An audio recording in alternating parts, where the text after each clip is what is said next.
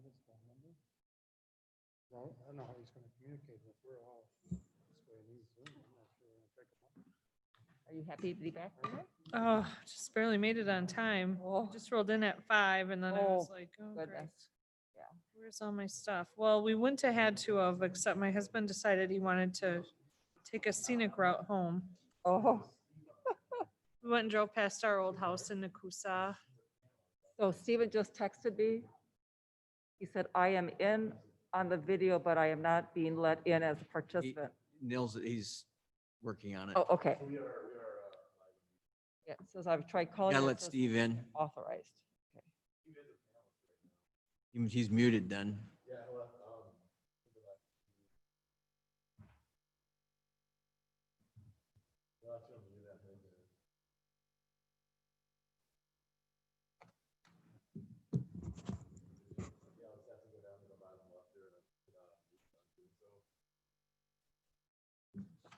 So I just asked him if he's good now, so we'll see. Are we ready? Are we?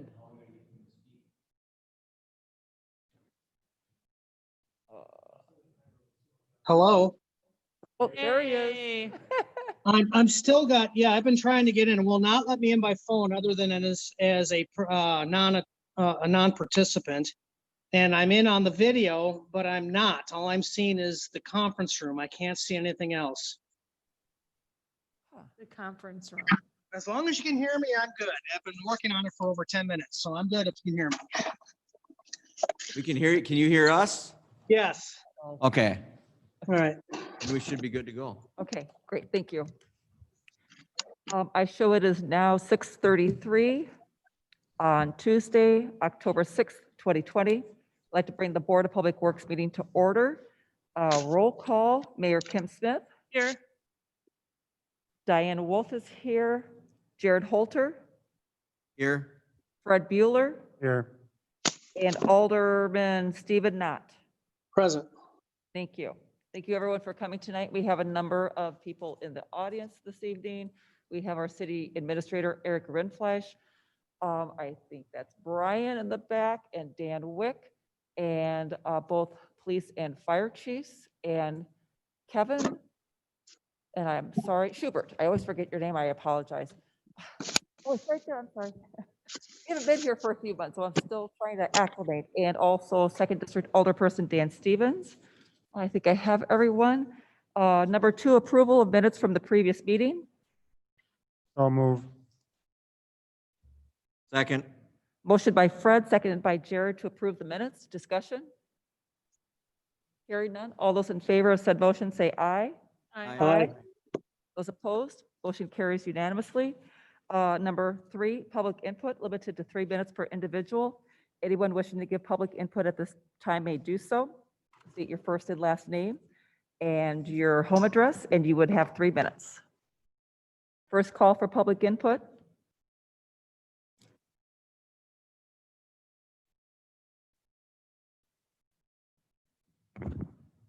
Thank you, Madam Chair. My name is Dan Stevens. I'm Second District Alderperson.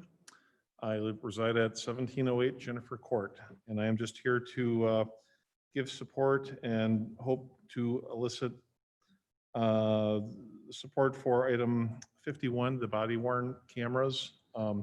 This did come up before the F&P prior, and having spoken with numerous constituents, department heads, other people, I've found almost universal support for this.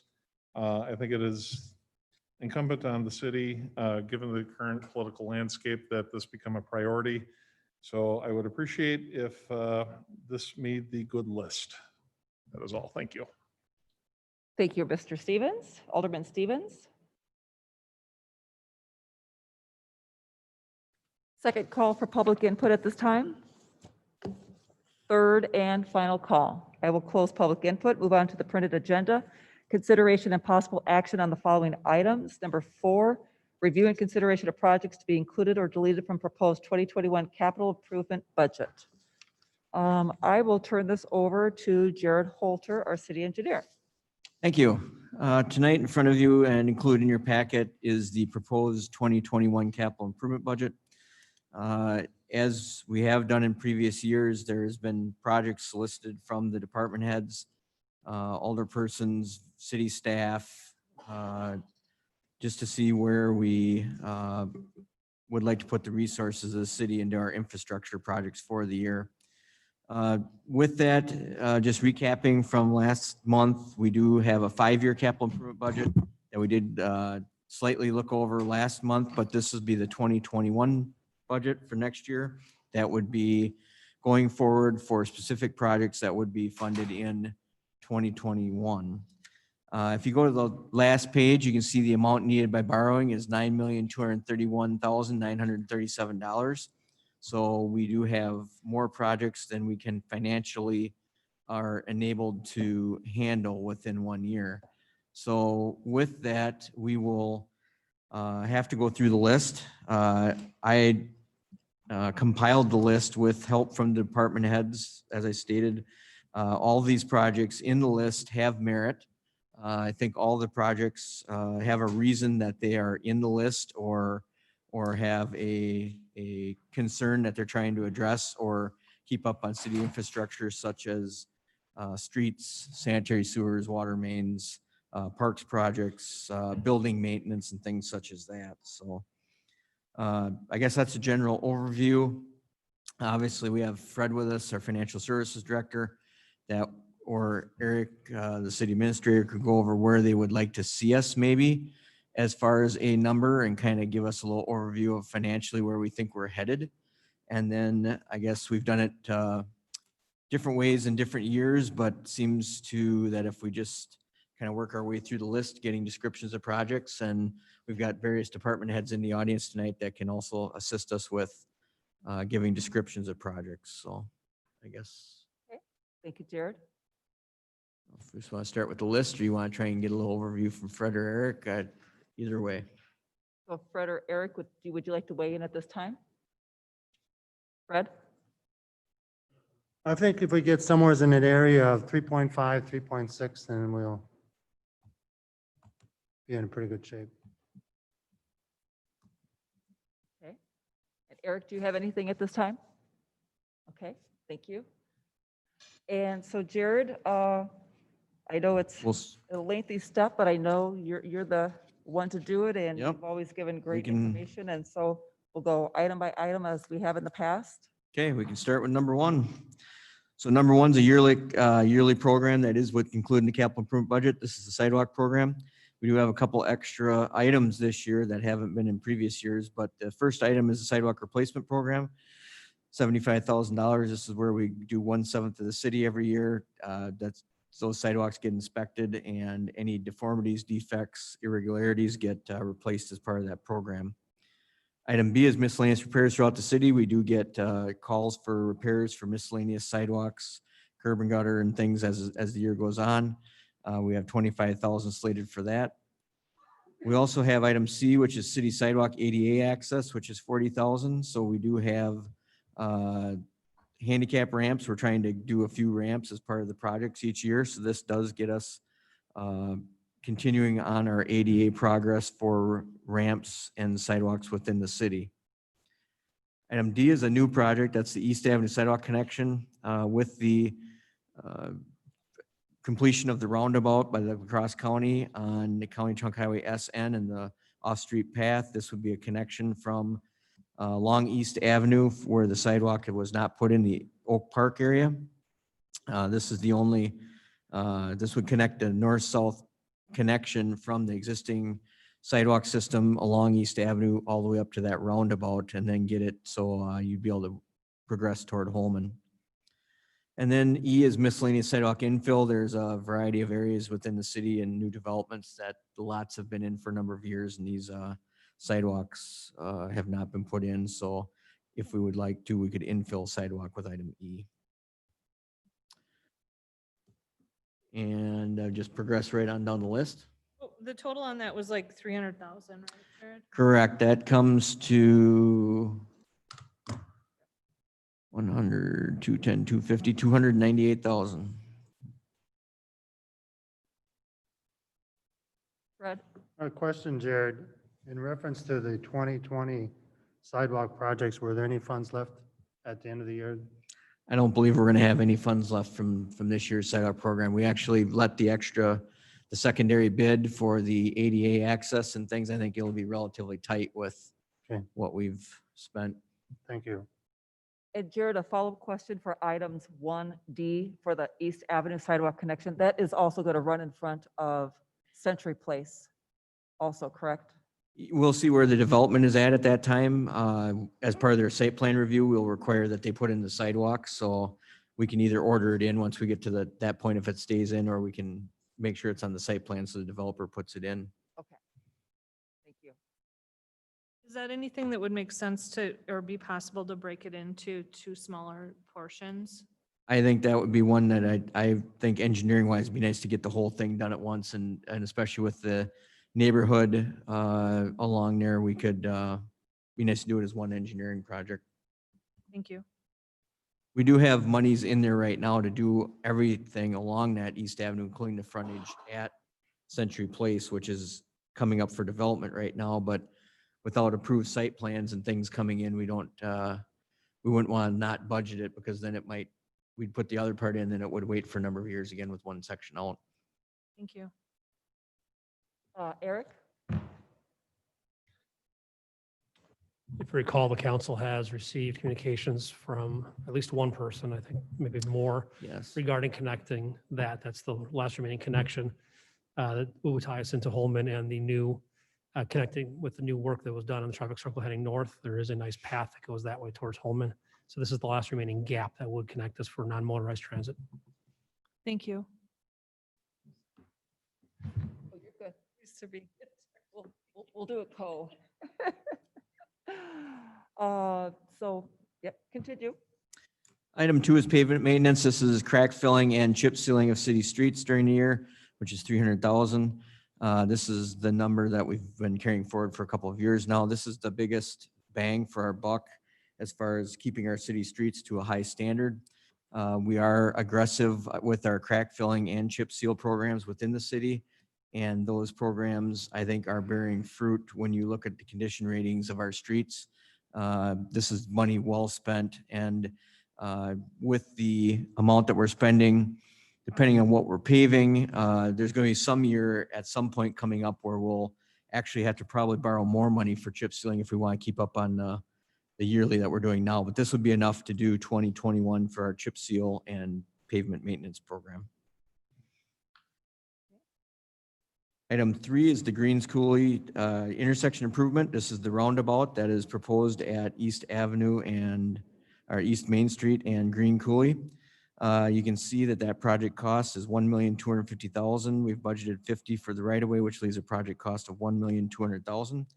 This project was in the 2020 capital improvement budget, and we discussed budgeting half, but we made the commitment. I think the Board of Public Works did at that time, that this is a priority project.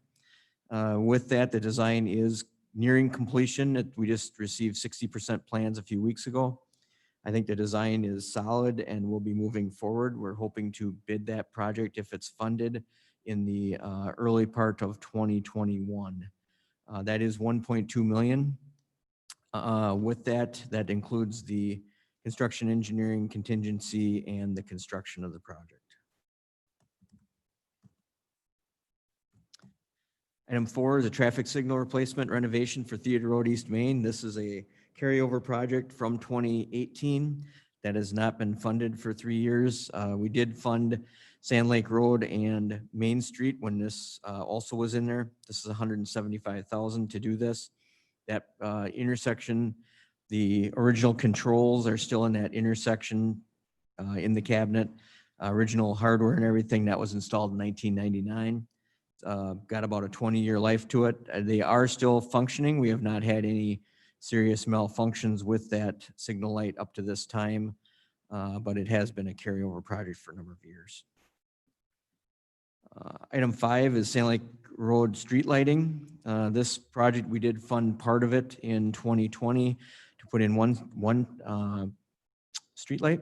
With that, we have not coordinated that yet with Riverland Energy, waiting to see what is going to happen with the rest of this project. But this actually was included in TIF number 6. So if that TIF continues to move forward, that would be a funding source for this project. This would be lighting, extension of the existing lighting from the roundabout at Ryers Club Road, Sand Lake Road, all the way up to the split of County Trunk Highway S and SN. A quick question, Jared, if I heard you correctly, the $15,000 that we greatly reduced the amount that was the ask last year, and we reduced it to 15,000, so that did not go with this year. We have not installed that yet. No, we've been working with Riverland to get a price on that and get it done, but it has not been accomplished. Thank you. And just to refresh my memory, so, and that was to put in a standard streetlight, not a decorative one. That is correct. That is for a standard street light. Eric and then Fred. TID number 6 was indeed created. And one of the points of that was to create a revenue stream to cover some of these engineering improvements that are necessary for the area. I don't get a vote, or I can't make a motion, but I would suggest it'd be appropriate to eliminate this from the 2021 general fund borrowing and potentially put it in there for 2021 use of TIF funds for that, which would remove it from the general fund borrowing line.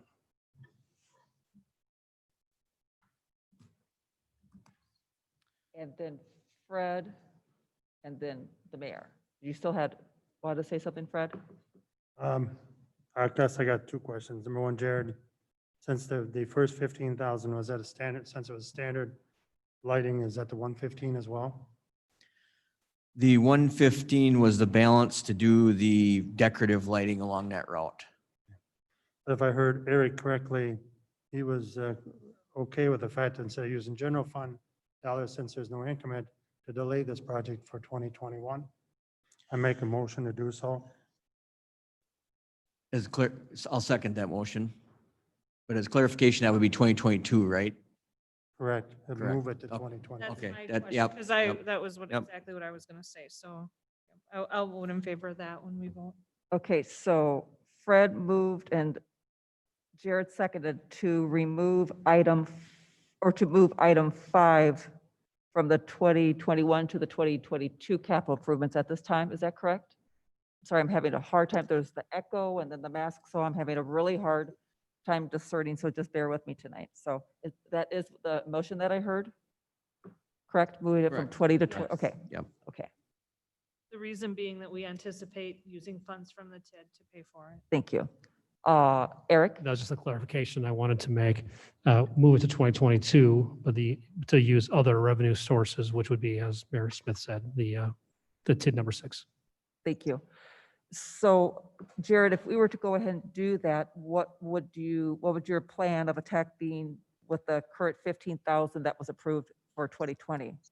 We'd probably work with the developer in that area and see if we just want to wait to put the decorative street lighting in, or if we put a stopgap standard street light in, just put one in just to get us by for a year and a half at a lower cost, just try and do a as minimalist as we can if we know there's a project coming. Because I know that was a discussion at Board of Public Works last year, was that, we were taking things out. My point last year, I still remember, was that we were taking out a street project that I felt was in dire need of being done, but we were looking at spending maybe $115,000 on decorative lighting. And while I felt that we needed to have lighting put in there for the residents that were going in there for the housing addition, it just didn't seem to be a good spending of taxpayer dollars when it was decorative lighting. I know it would look nice, but, so any other discussion on the motion? See none, all those in favor say aye. Aye. Aye. Those opposed, motion carries. Item 6 is fiber optic cable connection from City Hall to the Public Works Facility and Library. So this actually also includes connection from the library to the City Parks Maintenance Shop and also to the Great River Landing. We have completed design of that project, and we budgeted $200,000 as part of the capital projects and the water and sewer bonding as part of the original 2019 capital improvement list. In order to get this project completely done, it would take another $100,000 that we were proposing for water and sewer. due to the fact that it's serving mainly the connection up to the Public Works facility. If we did want to break this into segments, in order to get to the library, we've got a long run from City Hall going southerly to the high school and then going around the corner to the library and to the park shop. So we could reduce this amount, but I think if we're going to do this project, it'd be good to bid it all out and get all the city buildings done at once. This would be a great assistance in the operating budget because currently we're paying private providers to use their fiber optic line for connections to our city buildings.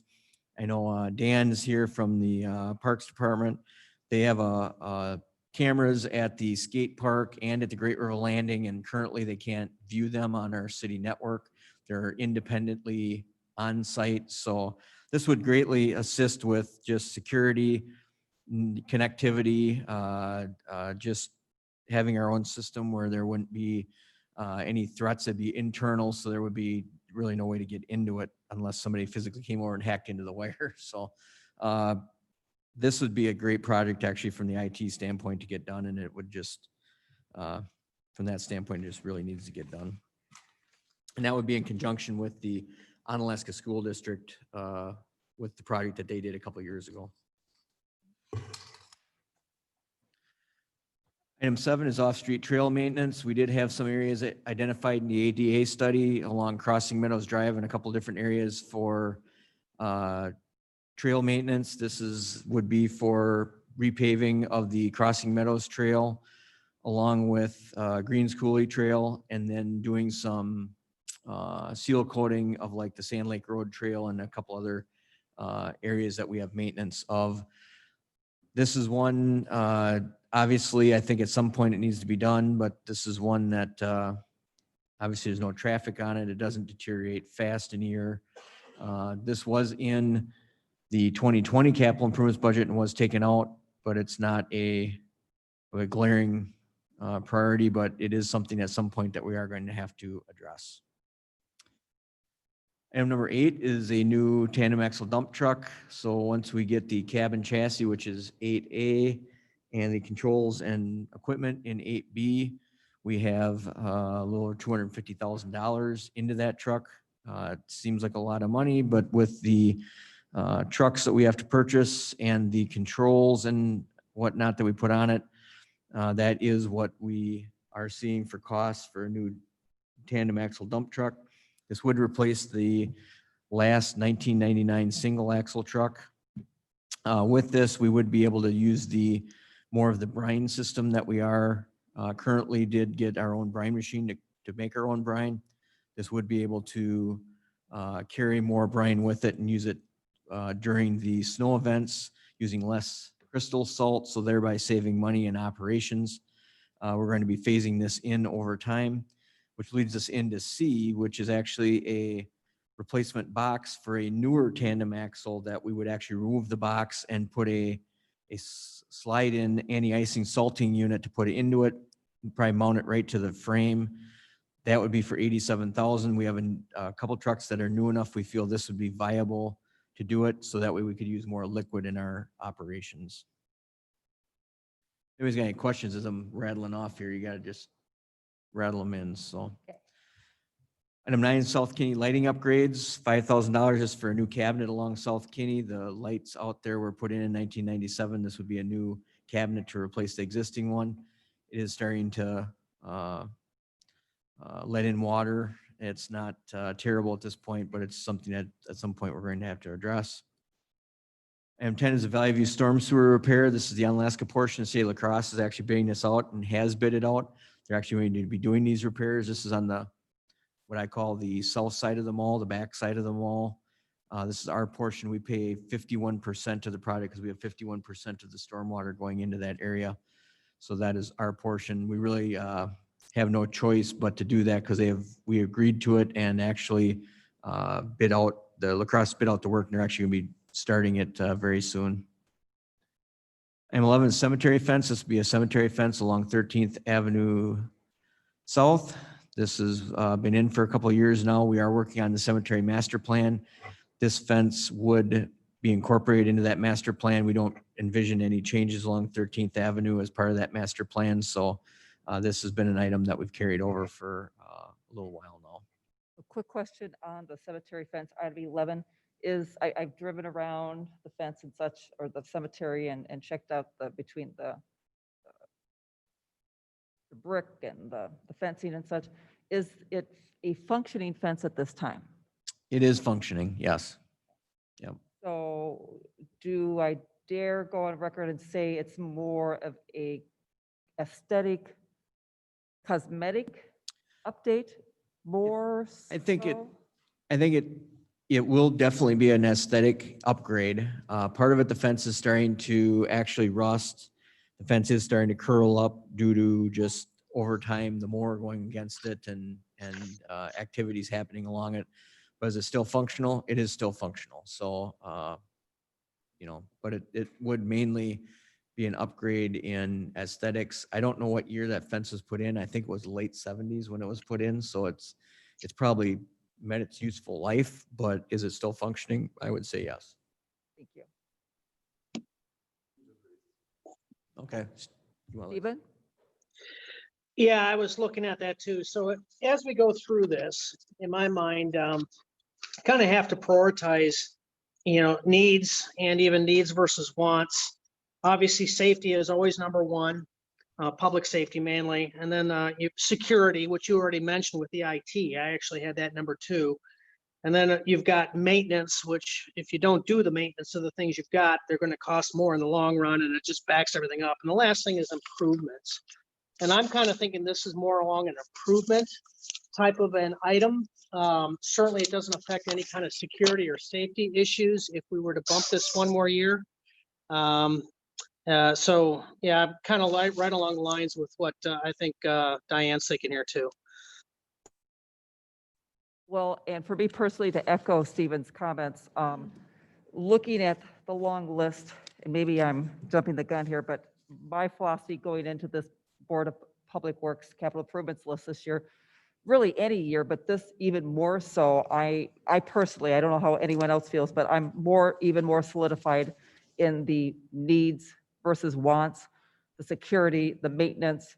I think that if we are going to have buildings and grounds and such, we need to maintain what we have before we start going off and acquiring more. So that's the angle that I'm really looking at this year, is really about what are our needs. Wants are great for years, or maybe we might have a little extra, but I'm really looking at the actual needs of what our citizens need this year. So Mayor Kim? Yeah, and I think that I totally disagree. I think the cemetery is an instance where the community has stepped forward and supported the many improvements that they've worked together with the city to make. And last year, we delayed doing in 2018, 2019, and 2020, we delayed doing the fence because we were pursuing creating the master plan and developing that for improvement. But now that we have that information back, we can see that proceeding with the fence will be in line with the different versions of the master plan that would come forward. We want to break the project into smaller portions that are more fundable. And I think that it will be important this year to continue to move ahead with our beautification of the cemetery, which is a reflection of our city, and that this should stay in, at least for now. Thank you, Mayor. Go ahead. Okay. Thank you. Item 12 is asphalt patching hot box. We actually were able to fund that in the general equipment operating budget. So that you can see has a 0 cost. So that has already been funded. Item 13, 14, and 15 would be combined into a project, would be the 2021 utility project. Each year, the city typically has done a utility project to keep up on water, sewer, stormwater infrastructure. There's 3 areas in this list here. Item 13 is Green Bay Street. This is from 9th heading toward 11th Avenue South. This area is probably one of the worst streets in the city as far as the phaser rating. I do get calls from those residents wondering when their street's going to get redone. Pretty much every street around that area has been redone other than theirs, so they are asking that. That does have older water and sewer on it too. The number 14 is Second Avenue Southwest. This would be from State Trunk Highway 35 to the railroad tracks. The sanitary sewer will not be replaced. That was put in approximately 35 years ago. This would include new water main. The water main is quite old along that area. We are having some pressure problems down there, so we'd be putting in a larger water main. And currently the project has a new pipe to be jacked under the railroad tracks or bored under the railroad tracks as part of this project. Item 15 is a small reconstruction project on a 3-block area of Pierce Street down by Oak and 8th, and then a part of 7th Avenue North. This is another area, older area of the city that has some of the oldest utilities in it. So those three combined would make up a utility project, possible utility project for the city. Item 16 is street paving, Braun, Lester, and Rudy. This is an area between Theater Road and PH. This area was paved in the very early 90s. It is really starting to show some deterioration.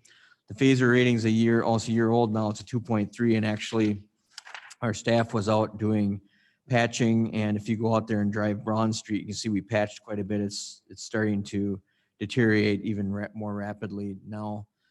This is the only strictly paving project that is within the proposed 21 capital improvements budget. Mr. Chair, Fred? just for a point of information at this point, we've already approved $4.9 million worth of projects. If none of these are removed, we're at $4,916,600. Thank you. Thank you. I think what Fred's getting at is we haven't cut anything yet. I thought we were just reviewing. That's a So- gentle nudge, Yep. reminder. Yep. I think that's coming in a little bit, Fred, so. Okay, item 17 is an articulated toolkit with attachments. This is partially requested by the Parks Department for doing sidewalks and maintenance activities along their routes that they have. You can see that it would be doing sidewalks for sewer and water and down by the Great River Landing. So that's the reason you can see it's been split between multiple departments. Item 18 is air handler VFDs at the Public Works Facility, $10,000. We're getting into a few projects here where we have Brian Babish, the building and grounds manager, with us. He would have to explain in detail if you want detailed what would be going on with those VFDs. But the building is 15 years old as of 2021. It's amazing how things just, we're just getting to the point where buildings need maintenance. Even like City Hall, you'll see some of the projects in the City Hall list too. 19 is downtown street lamp replacement. This is one when staff has been going around putting up the Christmas decorations every year. They clean out the downtown street lamps. They are actually getting intrusion of water. We haven't had any point where they have failed at this point, but every year they open them up and they drain the water out of them. So this is one I think could wait a year, but it's another one of these maintenance items that eventually, if you want to have the street lights downtown, we're going to start having problems with them at some point. So we are being a little proactive here. We haven't had a lot of failure down there, but we did feel it was a project that should be reviewed. Oh, yeah, Stephen? Yeah, well, Jared actually just said it. I had this one highlighted. I kind of was thinking this might be able to wait a year or two. If they're all operational, that's 52,000. And if you were to add that in, if we were to consider it with the cemetery fence, you're up to 112K right there. Am I sensing a possible motion? I'd make a Stephen? motion to remove item 19, the downtown street lamp replacement. I'll second. Motion by Jared and seconded by Alderperson Knott to remove item 19 from the 2021 capital improvement projects in the amount of $52,000. Discussion? Hearing none, all those in favor of said motion say aye. Aye. Those opposed? Motion carries unanimously. Okay, M20 is a rapid flashing beacon. So these are the same variety of beacons that we've installed along Sand Lake Road at Wells Street and Quincy Street, and then also along East Main Street at Coach Light and Green Coulee Road. This was a request from the citizens in the neighborhood of the Sandalwood subdivision to assist them getting across East Main Street. That street does carry about 15,000 cars a day. So currently there is a steady flashing sign on each side, but the one sign has been hit by trucks. So only half the flashers are working, and the part of the use of that sign is it flashes all the time, so everybody gets used to it. Where these signs, you hit the button and it flashes, so it gets a lot more driver recognition. And as part of that, I'm actually gonna maybe invite the police chief up to talk about, we're looking at trying to incorporate more of these possibly to, in some spots, to look at staffing of crossing guards. So we looked at one location would be, since the capital improvements budget came out and we're going through budget operations, we have reviewed that. One spot, for instance, would be at the middle school, where currently we have a crossing guard, and maybe we could put in a rapid flashing beacon and be able to not have that crossing guard. So I don't know if Chief, you want to just offer a little insight here, if we have a conclusion that we might want to add one, or at least go through that. Sure. Thank you, Jared. Essentially, I just kind of wanted to bring up this discussion as part of the overall larger picture as maybe a possible solution for our discussion on reducing some crossing guards, and if some infrastructure improvements such as this could essentially allow us to reduce some of the ongoing costs of crossing guards, where we make this initial investment and within a couple of years essentially has paid for what we would be paying in crossing guards. So like Jared brought up, on Quincy in front of the middle school, we feel that could be a viable solution. The other ones I think are going to take a little bit more time and analysis to figure out if truly we could get away with that or not. But I would ask that we either consider adding the one in Quincy to the capital improvement project, or switching over this current one and reallocate it to Quincy Avenue. Well, if I may ask Chief, I'm guessing that things haven't changed currently, that it's always been, I understand, always a continual problem, hiring people for to be a crossing guard, retaining people. I mean, I know the wages aren't great, but still that I think regardless of what you might pay someone, it is hard to recruit and also retain people. Correct. It is an ongoing struggle and ongoing maintenance of, on days when the crossing guards call in sick, or we can't fill spots, we're having other staff fill them, officers fill them and whatnot. So it does take a lot of time and energy for our current staff to try to just maintain and supervise that program. So anything we can do to reduce that would be great. I think it's a great idea. Jared and then Mayor Kim. Yeah, so when I was talking to Chief about this, it's about almost like a risk assessment. You're never gonna, nothing's gonna be better than having a human being standing out there with a stop sign in their hand and visually seeing what's happening. But we have certain spots in the city where I think we could add infrastructure to mitigate that risk to a point where it could be acceptable. But that's acceptance of risk sometimes in the eye of the beholder. So, depending on what age group you're working with or whatever, the crossing guard is going to be something that they're, no matter what we do, unless we put an aerial bridge in where they don't have to be in traffic at all, the deletion of the crossing guard could be problematic with the public. So. Thank you. Mayor Kim. I was just going to move to add rapid flashing beacon crosswalk signage at Quincy Street. And I will second that. So motion by Mayor Kim, second by Alderperson Wolf, to add a rapid flashing beacon at Quincy Street and I believe it's in front of the middle school. Yeah, in front of the middle school. OMS. What was that? That Oh. would be my dog in the background playing with. Oh, okay. That was like a squeaky toy. It was like, The baby was crying. yeah. So to Eric? clarify the motion, that means that we would take the current 10,000 and make it 20,000 in the capital improvement budget? Yeah, just add to 20, add the Quincy Street one and make it 20, It'd be like 20A and 20B then. which I do realize means we'll take something else out to accommodate that. We'll add, sorry, Fred, we're adding 10. I know I'm Go the not wrong supposed way. to add, but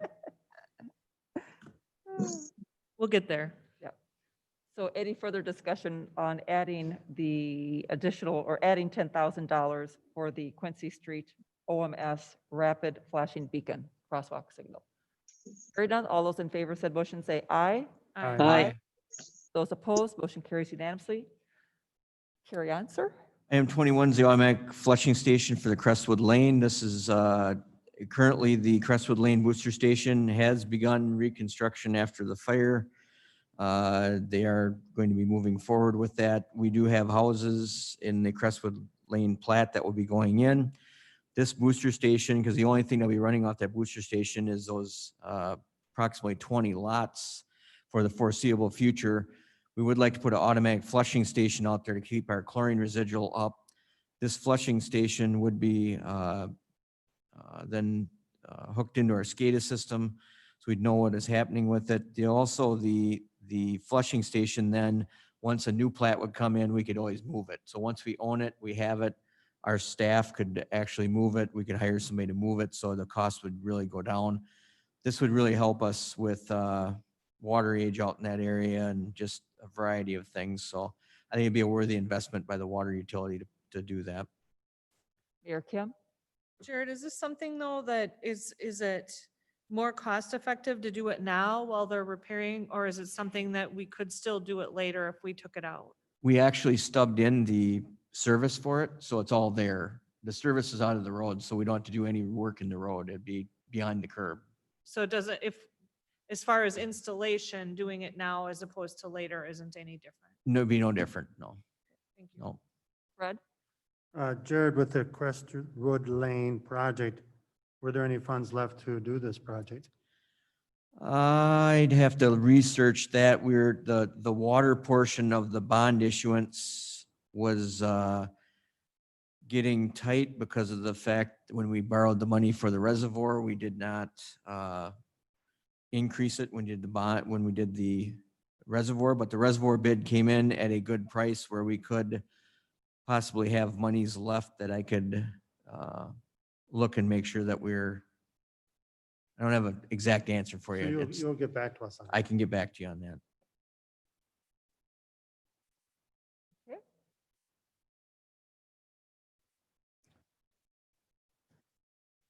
Let's see, multi-directional V-plow for the end loader. We did purchase one of these as part of the new end loader purchase. This would be one for the existing loader to do cul-de-sacs.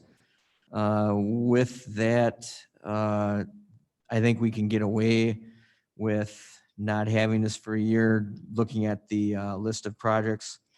I think it's got merit because it does make the cul-de-sacs with plowing at the cul-de-sacs with the end loader much more efficient, and you can move more snow. But I think we can wait with this a year. I'll make a motion that we remove item 22 from the capital improvements budget. Second. Motion by Jared Holter, second by Mayor Kim to remove item 22 in the amount of $28,000. Discussion. Hearing none, all those in favor of said motion say aye. Aye. Aye. Those opposed, motion carries unanimously. Item 23 is to place 2 heated storage entry doors at the Public Works facility. As you know, we just invested quite a bit of money in the Public Works facility with the addition and things. I refer to Brian. Could these make it another year, Brian? I know we're doing a bunch of painting up there and doing different stuff, so Welcome. Brian's my expert on the subject here. Hello, sir. The guys today started some painting projects on some of the doors that have started to do some rusting and stuff like that on the bottom. So these are a project that definitely needs to get on a list, but we probably can get by with them for another year or so, as long as we continue to do yearly maintenance on the doors. Sometimes it ends up being a frame that gets as bad as the door itself. But they're sealing up okay? Yeah. Yeah. Okay, no offense, but I move to remove item 23, replace the two doors for $12,000. Oh, I need is he seconded? Trying to second. Is he You trying to? seconding, Steve?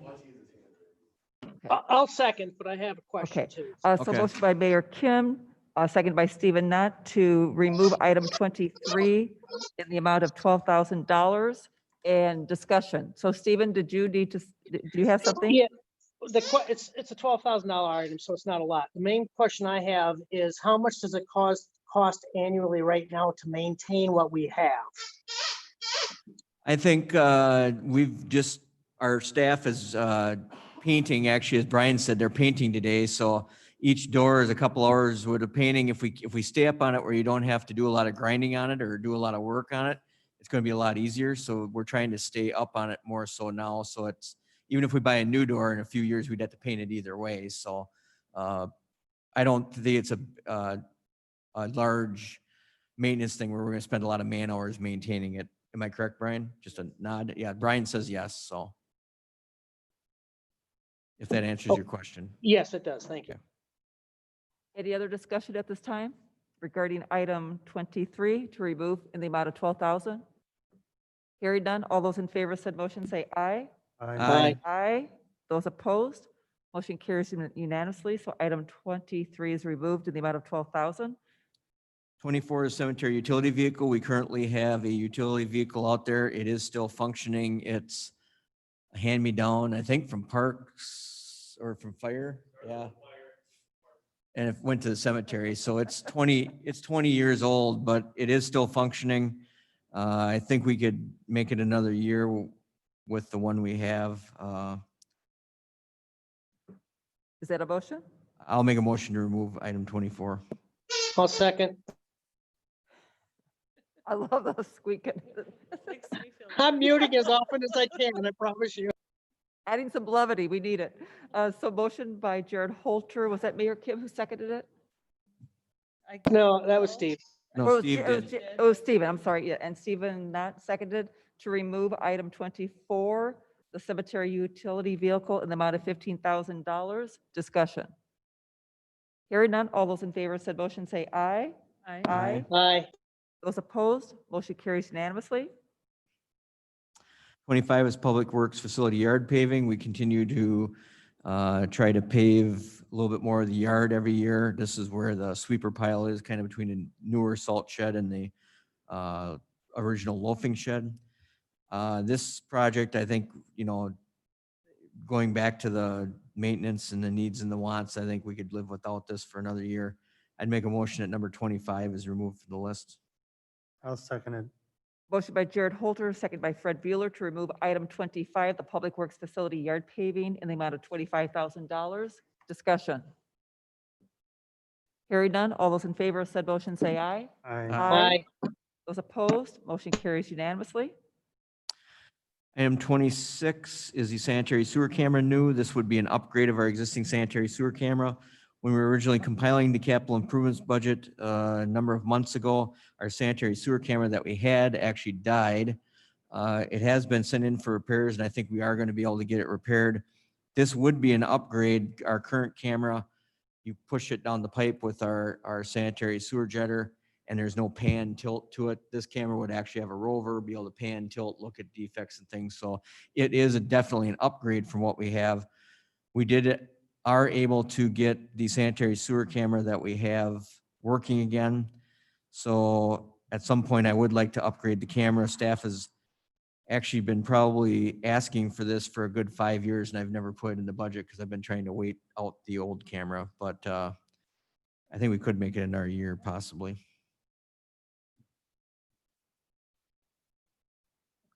Let's go ahead and take it. We have so many things to take out. Let's go ahead and take it out as long as you at least have one to use. Yeah, yes. I'll move that we remove number 26. And when we say remove, we're just pushing it off to Yeah, 2021. We're not, when yeah. all of these motions. Just for information, these projects will then move into the We're 22 not saying budget. that we're not going to do it. We're just saying Absolutely. we're not going to do it in 2020. And do So, I have a second? Oh, Stephen?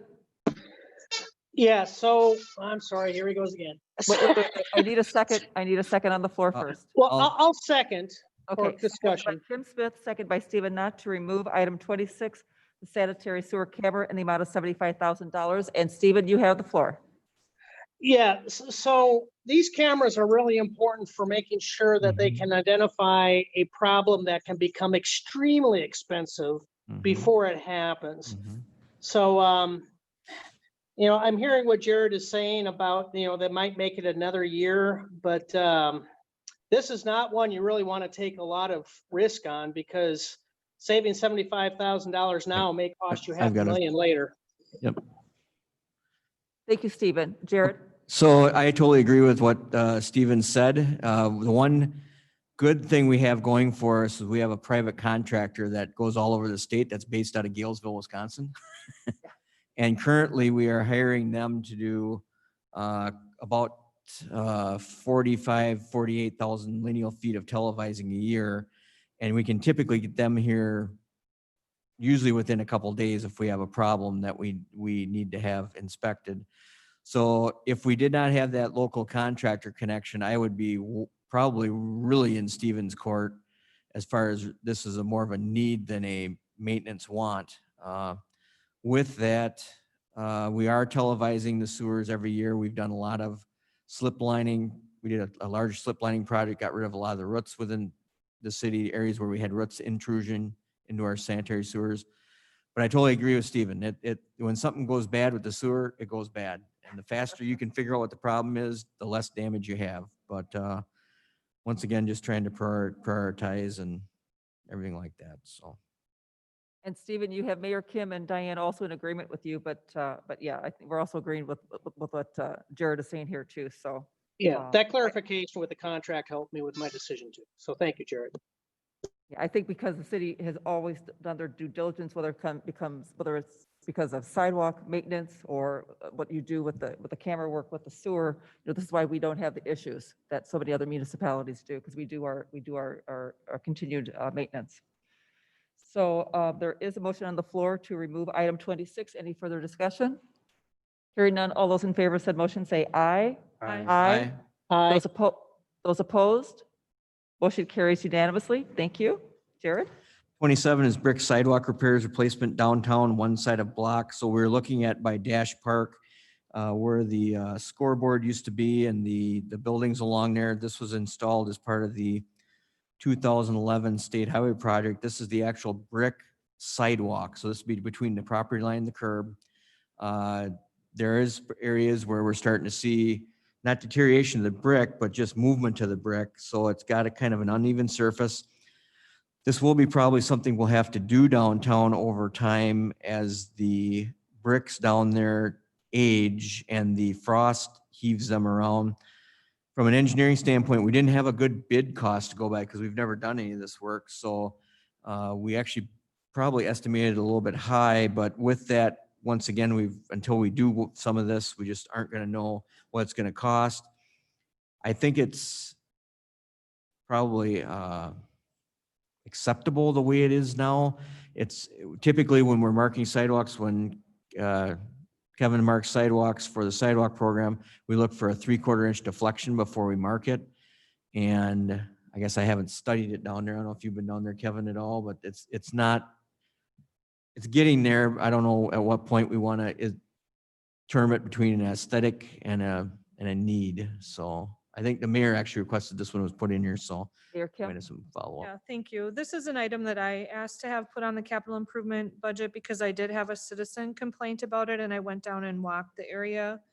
And actually the citizen was kind of more concerned about something else and I was the one that became concerned about the sidewalk. And it isn't actually, the bricks among themselves flow along, but there's a lot of dips that are holding water. And then where there are cement on the edges of it, it has kind of sunken or raised. And so there is a lot of risk there for someone turning an ankle. And it just doesn't look good. And this is adjacent to Dash Park, which is an area where we do have a lot of citizens gathering. And it's supposed to be, it's across from the Great River Landing. It's a place that I would like to have be a showcase of our community.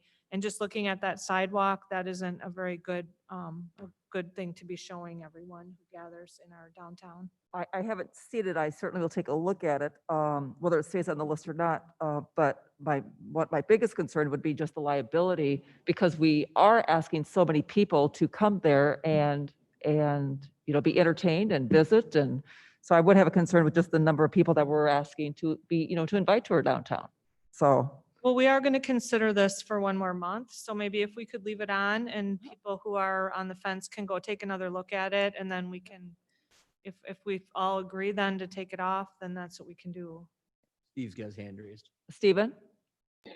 Yeah, so what I'm hearing from the mayor is not only is it a trip hazard, but I hear it's collecting water. That also means it's a slip hazard and when the winter comes along too. So, yeah, I'm viewing this more as probably a safety need. Yeah, I have to agree. I'm perfectly fine with leaving it on the list. Yeah, I mean, I'm still gonna go take a look at it, Yeah, but go look at it and see yeah. what you think. I don't want to be overly cautious, but also I do think it's important. Yep. But all these things are important, so. Item 28 is an engineering vehicle, the current 2005 that the assistant city engineer drives is probably outperformed its useful life. It was a hand-me-down from our public works department about 7 years ago now.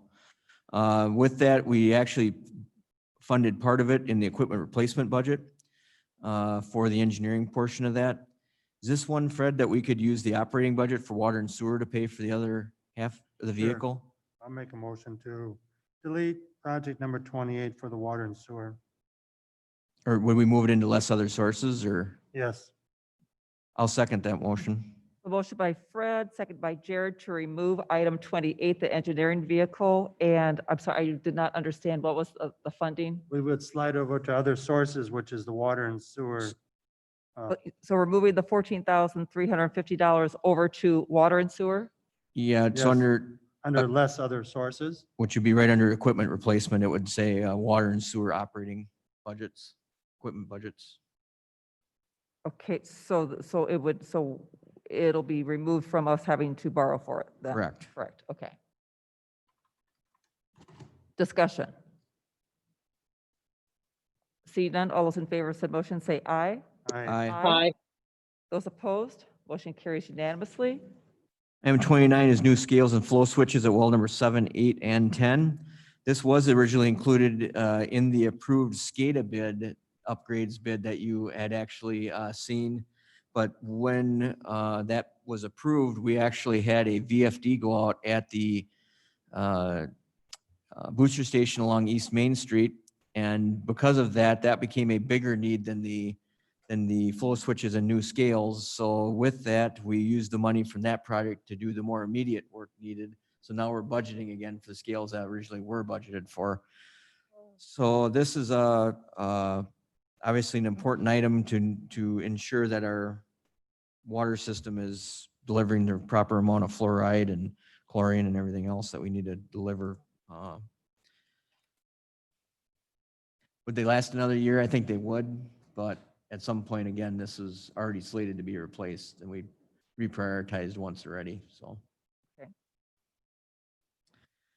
Item 30 is Broham Investment Development. This is what we refer to as the old mink farm. So this is the 4-acre plus piece of land along Highway 35, just north of Kramer Road, next to the city dog park.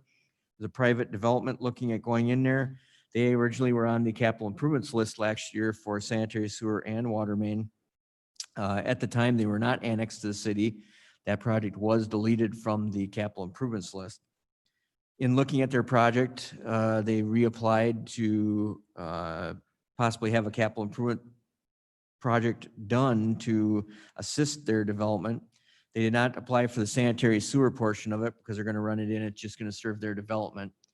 The water main, though, this water main would be a water main that would run along 35 from the Writers Club Road, State Trunk Highway 35 roundabout south to, wouldn't quite get to Kramer Road, but it would be almost to Kramer Road. And then they would tap onto that water main to serve their development. If this water main is not extended, the developer would have to extend their own water main and they would probably run it with the sanitary sewer along the pool, because they got to go to the pool site out to Riders Club Road to get the sanitary sewer. So it would probably get run at the same time as that. So then if they do that, it would be all private.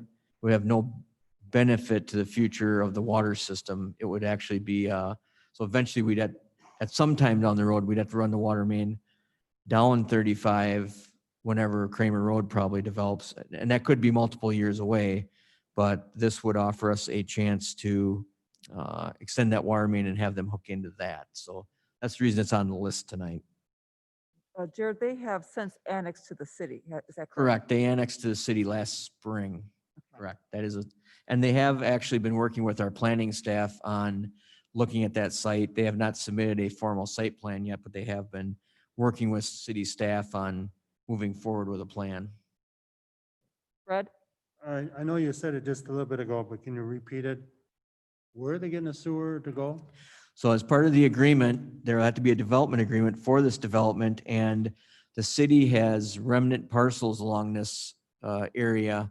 When the original Van Raper Park was purchased, it was a very odd parcel with multiple nooks and crannies, different areas, jagged edges, and there's some parts of it that aren't even, so we own basically 30 foot of frontage along this lot.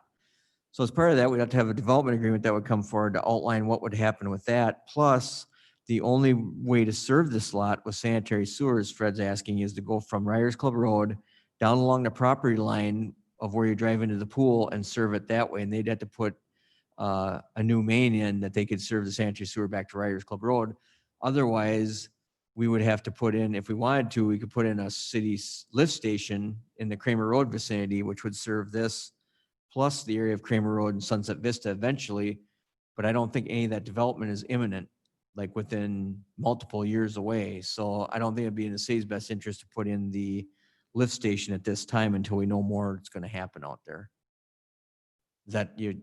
Are you following that? Well, I am and I ain't, because I'm trying to figure, why would we want water then?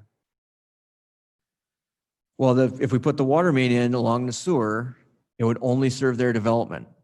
If we put the water main along 35, it would serve, because eventually the water main will have to loop all the way down 35 to Kramer Road, continue all the way down to Schnick Road, and then loop in.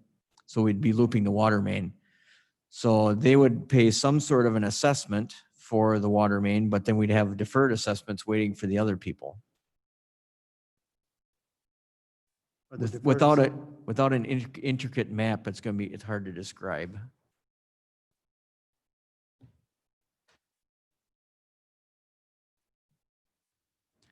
They can run water main with the sanitary sewer at their cost to Riders Club Road. But now then you've got a dead end that either we need to connect in at some future point, or if it's a city main out in the street, it'd be a lot easier to connect it around. But if I think inferring to Fred's question is both solutions will provide, both locations will provide a solution to getting that water. But in my opinion, this is the better planning for the future of the water system, but they'll both work. Mayor Kim? I have two questions. The first one, so you're saying that the city would go ahead and run the water main along 35, and when the Brougham Investment Group wants to hook on, then they're going to pay an assessment for that. I would propose that as part of this project, we do some sort of public hearing for an assessment. So we would have to figure out if it's a connection charge, a footage charge, an acreage charge. We've done it multiple different ways. We're not going to recoup all 162,000. We never do, but we would recoup a portion of it. So if that's the proposal for this, how is that different than the proposed development down on Sand Lake, where I keep asking why the developer doesn't have to pay something? Why wouldn't they have to pay an assessment to hook onto that water? So they're running their own water main in to the site. The water main that's going to be going through there, they would not have to run at all. So the connection to get from Wall Street down would be looping the water main down for the water system to loop it into the reservoir. the water main that they would actually be running, they would connect on. So it's just like this developer would come out to the street to get the water main and run it into their site. At the Sand Lake Road development, they're running to the water main and running it in. So they'd be paying from the street to them. It's a little bit different because you're going to probably be in an easement over there versus here and you're in the public right away. So it's a little bit different, but it's the same theory. Okay. And then my second question was for Fred. I feel like there was a reason we retained ownership of that property along 35 by the mink farm. I mean, it's taken it back 20 years, but I feel like there was a reason we needed that property. Yeah, Time flies. That was actually 30 years ago. It really was. Well, yeah, the Omni Center is 30 years old, but we owned the land before the Omni. In 91, we put the ball fields in. I do remember it. Yeah, it was Why did we 91. retain that? I feel like there was a reason. No, that's just the way the semantics came out when we built the pool and built the sliding hill. And that whole area, just the way when we bought that land from Took property, that just how that fell. Thanks. I think that's a good project to mull over again and see what we're going to do. I'm not. I'm just asking. Yep.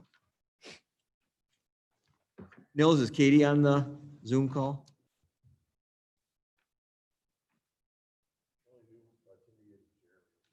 Okay.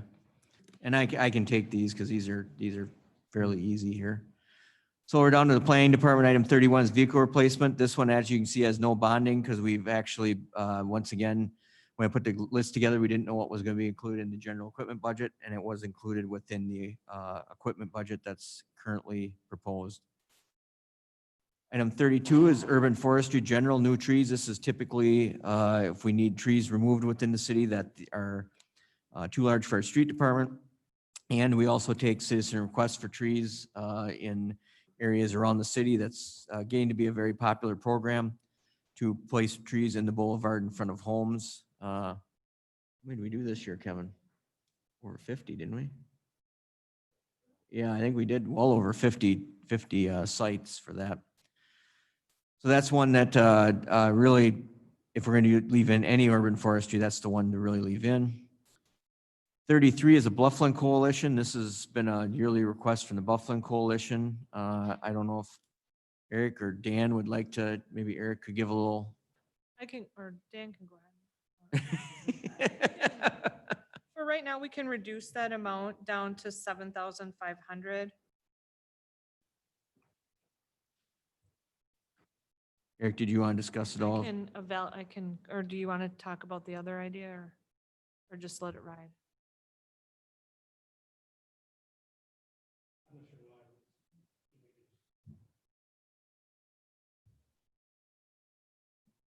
Fred?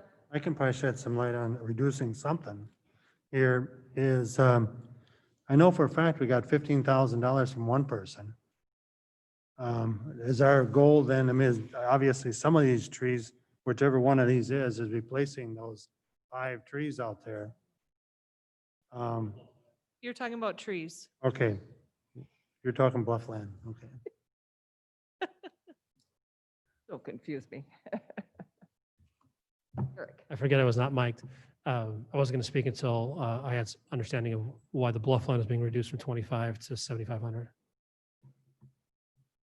Was that the amount? No, Dan? okay, so what it is, the Bluffland Coalition is a public-private group whose purpose is to establish public use of blufflands, the bluff tops, specifically trail enhancement for enjoyment of the public and hiking. And so the 25,000 is the number that the Bluffland Coalition has identified, but it actually includes a portion of money that we would, as a community, put aside toward the acquisition of blufflands. However, the city of Onalaska's budget does not work that way. We would never borrow money in our capital improvement projects for future potential purchase of a land. So the reason I said that we should reduce it to 7,500 is because that would be the portion of the county employees' wage who manages the Bluffland Coalition. And so what Eric is proposing is that that is not even either a capital improvements cost, that it should be moved to the general fund where it would be more appropriate. So that's what Eric, go ahead, Eric, sorry. No, just to confirm that statement. In general, that's either in the capital projects, a current resource, like we've done on vehicles where using equipment replacement funds for purchases or borrowing items. And I would not recommend in the capital fund borrowing over 5 year or 20 years for 1 year ongoing expenses, which wages and salary would be. So I'll go ahead then and make a motion to remove item 33 from the capital improvement projects list in its entirety, and to request that 7,500 be assigned in the general fund budget toward the Bluffland Coalition for the council's review when we do that budget. I'll second. Motion by Mayor Kim, seconded by Stephen Knott, to remove item 33, Bluffland Coalition, in the amount of $25,000 from the capital improvement list, and move it to and reduce the amount to $7,500 and assign it to the general fund for the budget to be presented to council next week. Discussion. Fred? I have a concern. I guess I have a concern that we got a double motion here, because I'm totally on board of removing it from the capital projects. I'm not on board with making this is no different to me than a donation. We don't budget dollars in any one of the funds unless it's coming out of operating. I mean, we've done the Smart Bus, which is a $7,500 donation, but I don't consider this is more of a donation than it is actually doing something with Bluffland. Okay, I'll amend my motion or revise it to restate it to just include removing it from this budget. And the rest of the discussion can take place at a different meeting. Because that's really all we're covering here. We're not really covering anything to do with the general fund. Okay. So if Stephen will agree, I will change the focus of my motion. I agree.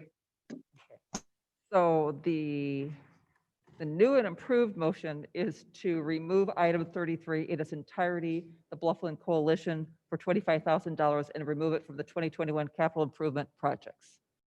Any further discussion? Hearing none, all those in favor of said motion say aye. Aye. Those opposed, motion carries unanimously. And Fred, did you want to go back to urban forestry at all? No, we have 34 and It's 35. coming. It's coming. Oh, it's coming. Okay. The other tree. Yep. Okay. Yep. So 34, urban forestry re-inventory of public trees. This is one Katie brought forward to re-inventory the public trees by the forester. I believe the last time they're inventoried was 2015 and 16, so we are getting a few years old, but I think depending on how the budget goes here, this is one that could probably be split into 2 different years, but it could probably even wait a year. So I'll make a motion that we remove the item 34 and delay it for 1 year in its entirety. Second. Motion by Stephen Knott, second by Mayor Kim, to remove item 34, urban forestry re-inventory public trees, in the amount of $40,000. Discussion. Mayor Kim? And under discussion, I just want to say, like, with limited resources, I would rather focus on making sure that we get the new trees than doing the inventory if we have to prioritize something. I agree. Thank you, Mayor. Any other discussion at this time? All those in favor of said motion say aye. Aye. Those opposed? Motion carries unanimously. 35 is urban forestry new tree installation as part of the last forestry management plan, not tree inventory, but forestry management plan. We had this 10 zones in the city that for installation of trees in neighborhoods. So we've been trying to methodically yearly go in and do blocks of areas to get more trees in neighborhoods. This not only helps property values, helps with stormwater, helps with aesthetics. It's a variety of winds in this area. We do understand the 100,000, last year was cut from 100,000 to 50,000. I would totally understand that. We still got a lot of trees planted this last year, but we should, in my opinion, at least fund 25,000 for new trees to just keep plugging away. Eric? Just one question for clarification. Some of my neighbors actually asked me this question. But to clarify that, we had at least 2 wind events this year that took down a fair amount of trees. Those would come out of number 32, though, the general trees. line. Correct. And Usually then what we we're have, asking here is something different, which is the segmented portion of the city where we go through and plant lots of trees in one particular section. correct. We try to get, we've been able to usually get most of the trees requests from 32, which usually includes ones that have blown down or been destroyed. So they usually end up getting replaced as part of 32. Now, we haven't had anything big enough. We did have the wind events. We did lose some trees, but I wouldn't consider it large scale. No. But there have There's a been, few of my neighbors, that's why they asked that Yep. question. I said, no, there's Yep. money that's generally borrowed in Yep. every year's capital project for the replacement of those trees. But that Correct. is separate from the filling in where there are no trees. correct. Thank you, Eric. So, Jared, if I heard you correctly, 35, you may have a comfort level of reducing the 100,000 down to 25,000? Yeah, I mean, we really need somewhere between 25 and 50,000. I mean, and I don't know what, I think this refers to the one Fred was trying to refer to also. Yeah, I guess, I'm okay with maybe cutting it down to the 50,000. Last year we had 50,000. But at the same time, we have many contributions because of trees being taken down by mistake that I think could be offset this cost. I know for sure that we had 15,000 from the individual that took 5 trees out.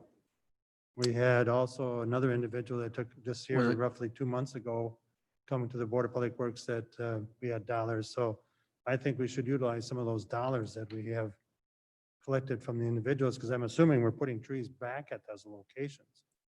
Correct. What we would be putting in would be trees that would be, we need to have those replacement trees too as part of that, so.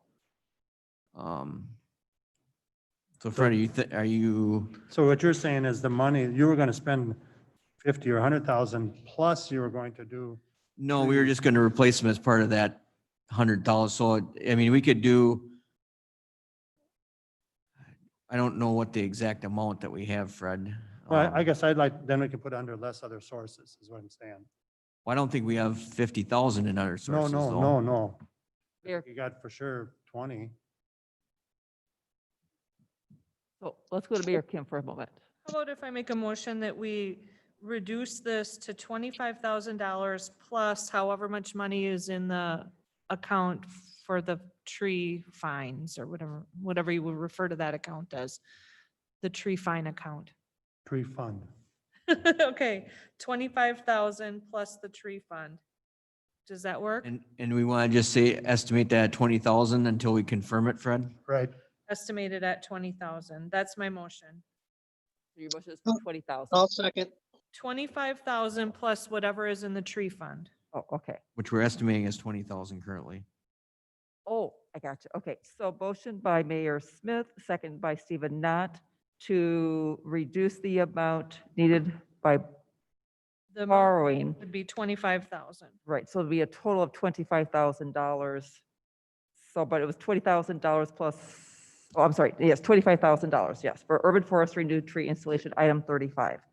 One question I have, and Fred, I'll get back to you in just 1 second. So Jared, or maybe Fred, were the ones that were funded for 2020 for capital improvements, were they all planted this year?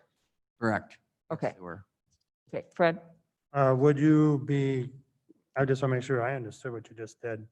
We would do a construction of 45,000, 20,000 coming from other sources, and then having 25,000 for bonding. Is that what, 5,000 for borrowing. Borrowing. 20 from other sources for a total Well, you're project of, assuming 20. I don't know that. yeah, it will Yeah. will take 20. Then that'll be, so a total construction of 45. 45,000. Right. Right. Correct. Eric? I guess I would just need clarification. Again, this is a bit contradictory to the statement I just made that we all agreed upon. Number 32, urban forestry would be replacement of trees to a large degree, right? Correct. So if a car takes out the tree in front of my house or the wind knocks it over, yeah, the wind, there's our fund to fix it. If a car takes it out, the insurance money should come in to replace that. But to me, that's a revenue coming in to replace an existing tree. Whereas the point of 35 is where there are, neighborhoods where there are no trees. There hasn't been a tree. Right, and as Fred said, especially for those that had paid into the funds to replace trees they took down, that would be taking away from areas that don't have trees, that are looking for having trees, because we're replacing those trees where they cut them down. So I think the motion makes some sense, but I would say that makes more sense in number 32 to, you have 25,000 and add the use of additional funds there for replacement of any, unknown trees, and then reduce 35 to whichever number you're comfortable with. But I think the use of those funds would be best using 32 than 35. Jared? So I'm agreeing with what Eric's saying, but you could probably actually go into both of them, because when we charge somebody $3,000 for a tree, it only costs us $450 to put the tree back in. So the restitution is for planting of more trees, which is actually kind of the other one. So it's kind of a combination of both. So I think either way, it'll get the job done. But I do agree with what city administrator is stating, but it's one where you've got a little bit of money toward both. Kind of a confusing way of looking at it, I guess. Thank you. Fred? Just for simplicity's sake, is each year, whatever numbers we have for trees, they all hit the same GL account number. Yeah, they all get bid. They all get bid as one project. Thank you for clearing that up. We need a little bit more clarification here. Oh, did we vote on that? I don't remember. No, We've been talking trees for so long. So, No, we have a motion in a second, but we haven't voted. thank you. Thank you. We're just gonna vote and let them figure it out. Yeah, so I don't think there's any further discussion. We have hammered that to death. All those in favor of said motion say aye. Aye. Those opposed say nay. Motion carries unanimously. Thank you. 36 is a greenhouse gas inventory renewable energy plan. This is a new proposal. The mayor has been active in the now disbanded, I guess, La Crosse County Renewable Sustainability Commission. So the mayor brought this forward, so I guess I'll let her maybe give you a little better explanation of what she's Here. thinking. Yeah, and the reason I brought this forward is increasingly throughout society, there's awareness of the use of renewable energy and a movement toward that. And I do think the city has made a lot of efforts to become more sustainable over time. However, we don't do a good job of measuring that. So that was part of the reason why I wanted to have us do this greenhouse gas inventory, so that we could have a baseline and then show progress that we were making. I do believe we're making progress, but we don't have any way to demonstrate that or measure it without doing this study. So I do think it's really important at some point to do this, but I understand that the budget is really tight and it probably is going to have to come out. Fred? I'll make a motion to delete project number 36. I'll Just second. Quietly. So motion by Fred, second by Stephen Knott to remove item 36, greenhouse gas inventory renewable energy plan in the amount of $20,000. Discussion. Hearing none. It's not out yet, Fred. Hearing no discussion. All those in favor of said motion say aye. Aye. Those opposed, motion carries unanimously. Now you can tally that. Okay. So 37, we're moving on to section 3, which is the fire department. 37, the land and facilities, which has been proposed since 2008, is for purchase of land of a future fire station number 2. We've been carrying over a number of 457,000. We actually have, because the price of the lands went up, we've actually lowered the amount of land that would be purchased, but left the dollar amount the same. And then 38 is a new command vehicle. The command vehicles they have now are 2005 and 2006s. So it's just the next vehicles in the fleet that are ready to be taken out. Fire chief is here if he wants to come up and maybe describe a little bit of 3738 for Yep. us. Thank you. Starting off with the land, those of you who have been around for quite a while, I think Highway 16 area looks a lot different than it did 20 years ago, or as we projected. Chief Scogan in long range planning was looking at a satellite station in that area, seeing the growth there as well to reduce response times for the fire department. So that vision has been there as part of long range planning. I put together a proposal that was in your budget package talking about, public works and police and fire and making this possibly more of a facility that could be shared. So you're going to see that in there because ideally the fire department would like to reduce our response times with the number of healthcare homes and assisted livings and still some of the retail that's going in that area. I figured Fred probably already chopped that out, but I didn't hear his calculator going yet. With item 38, the Expedition, the vehicle I've been driving, it has about 48,000 miles on it. It's showing rust, a lot of idle hours as we sit at fire scenes and emergency scenes with it. So that vehicle definitely is due to be replaced as with the other vehicle that is the other chief's car, command car, utility vehicle. So those are going to be coming up in the future. So one other item that I wanted to just mention real quick is as we're looking at truck one, Fred knows this came in quite a bit lower. We were projecting just under 1.1 million, and I believe we're under $1 million when we purchased that truck because of the city being able to pay for that vehicle, which left us about 200,000 for our loose equipment. We just received bids the end of September 28th, so we've been looking at our loose equipment, and we're probably around 120 to 140,000 to equip that vehicle. So there could be some money left over there that may be carried over. Also, just to remind you guys, engine 3 will be sold. We're predicting probably about $10,000 when we get the new truck one in March of 2021. So we should be able to see maybe $10,000 to $15,000 or higher. We don't know how the Wisconsin surplus auction goes, but I just wanted to put that out there for you guys as well to consider. Do you have any questions for me? Fred? Okay, let's focus on the command vehicle. Okay. How much of that can be lowered based on the trade-in and the dollars saved from the other bond issue? How much do you want to lower it, Fred? 60,000. Go Well, to I mean, that's up to you guys because I can't predict. I mean, it may be possible to have that money moving into next year. Jared, you got any insight on that? If you assume that you got 10,000 trade, which I think is conservative, that means you need 50,000. So the question is, can you live with 150,000 to buy your loose equipment for the new engine one? I think we could make it work. I mean, looking at where we're at right now. So I think we can get 10,000 trade for the other fire truck or more. Mhm. And if you can live with 150,000, we could fund out of last year's bond issuance, your new command vehicle, and you can get a new command vehicle, which is due. And it's just, if we put it off next year, the other one's going to be in there. And then the next year, it Right. never ends. It just looks like we have an opportunity where we can use some of that monies to offset and help out with capital because of, again, where the price of the new truck came in. So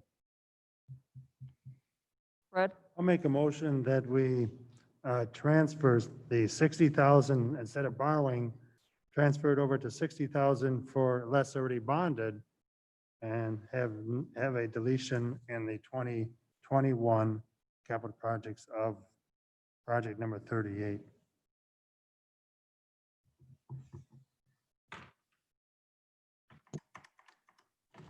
For the sake of discussion, I'll second.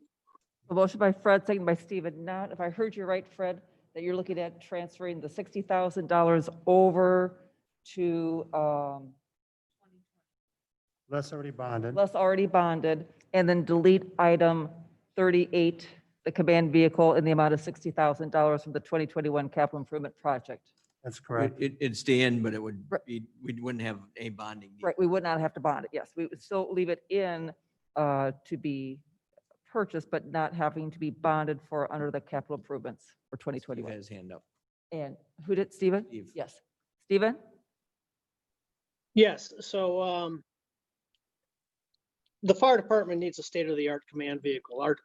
Our community does, so that they can do their job. So I just want to clarify with what the motion was and what I've seconded it, that they will still receive that command vehicle. It will just be paid through other means. Is that correct? Yes. That is correct. That's correct. It would be funded from savings from the purchase of the new ladder truck engine 1 Okay, And the sale of the. and the sale of the existing engine 3. Great. And just to follow up, Chief, this is to replace is it the 2005 Expedition? It was 2007. 2007. I checked that. Did you March- check? March of '07. Okay. Okay. Yeah, it's pretty swear beat I up. saw Sorry. We 05. take good care of our equipment, but Mother Nature is pretty hard on it too. Okay. So any further discussion? Hearing none, all those in favor of said motion say aye. Aye. Aye. Those opposed, motion carries unanimously.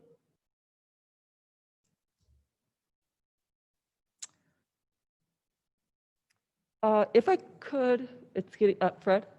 I'll make a motion to delete project number 37. I'll second that motion. Motion by Fred Bueller, seconded by Jared Holter to remove item 37, land and facilities, in the amount of 457,000. Discussion. yeah, this is Steve. Steven? I have a question for Chief, if he can, please. The question I have is, do you have response times throughout the city that are longer than 7 minutes? And if so, would this land that ideally would be used for another station in the future, would that reduce those greater than 7-minute response times? Yes, that was the purpose of the second station out in the Highway 16 area, was to reduce response times. Do you have response times that are greater than 7 minutes in the city? Yes, yes. He stated yes. Yeah, no, I heard that. And Okay. there's a reason why I'm asking the 7 minutes. I'm sure the chief is fully aware of why. But it has to do with when the fire can start to go into I'm searching for my word now here. It's the when it's suddenly the entire building suddenly starts to spontaneously combust because you've got a certain amount of heat. Yeah, So you're you want thinking of flashover. Yep. Thank you. That's the word I'm looking for. Thank you. So you really want 7 minutes or less. It's not always feasible, but this obviously gives us a opportunity to service more of the community with less than 7 minutes, and that's a huge piece in my mind. So if we were to delete this, would it be a high priority next year, assuming that we're in a better fiscal posture? Mayor Kim? Yeah, I would go so far as to say next year, with our hiring plan, we'll also be in a better position to potentially man the station. Okay, so it's deleting from 2021, but we still have this as a high priority for the following year potentially.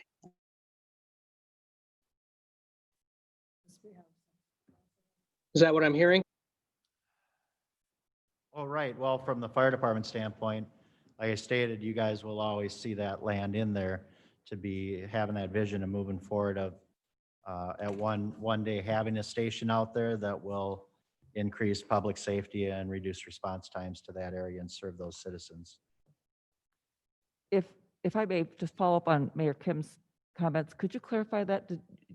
What did you say? That, I said, and next year we'll actually have more staffing where we could potentially man it. At this point, with the level of staffing that we have, man, a second station? well, if we have a station, we would need people there. Man, an additional statement, a station. That's why I just want to clarify Okay, that. I'll I turn heard it you right. back to Troy to Okay. describe. Right. I mean, if we did, when we get to 5, we would have 3 and 2. So we potentially could have 2 full-time career firefighters out at a second station. And possibly 2 here. Our minimum staffing would be 4. So that would be, also remember, we would continue to have our combination department. So you would have part-time paid on call firefighters that could respond to a station that may be closer to them instead of responding from the 16 area to our station 1 here at 415 Main Street. Thank you. Thanks, Chief. Eric and then Jared. It's been a top priority, I believe, since 2008, when it first hit the capital improvements program, preceded me. I think it's a vast understatement to say that we can staff it next year. I'll be honest with that one. My experience with that is the growth when I was in Sheboygan as an alder on the south side of town warranted a new station for exactly all the same reasons that we are talking about today in terms of response times. But it was done without expanding substantially staffing. That was the promise. Oh, we don't need to hire new people. We'll just staff it with what we have. Less than a year of that station opening and shut down because of staffing issues. And so we had beautiful residential neighborhood type station in a residential neighborhood, great response times that we'd have to send our firefighters to mow the lawn on a regular basis because no one was there anymore to do so.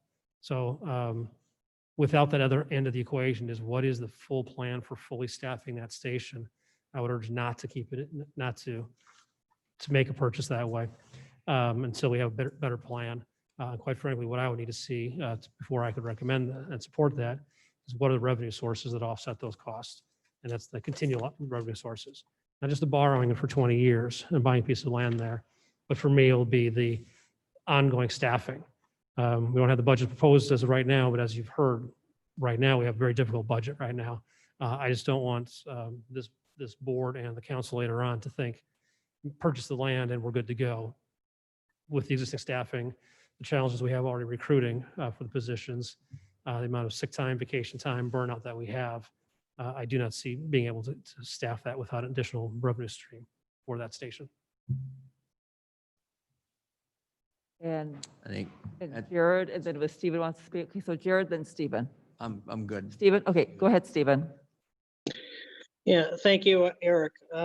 So I'm certainly willing with the fiscal constraints we have this year to continue on with, as the motion in my second was. However, I'm very concerned that we do get that long-term plan. So I'd really encourage the city staff to kind of go through and crunch those numbers over the next year so that when we meet again next year, we have those answers.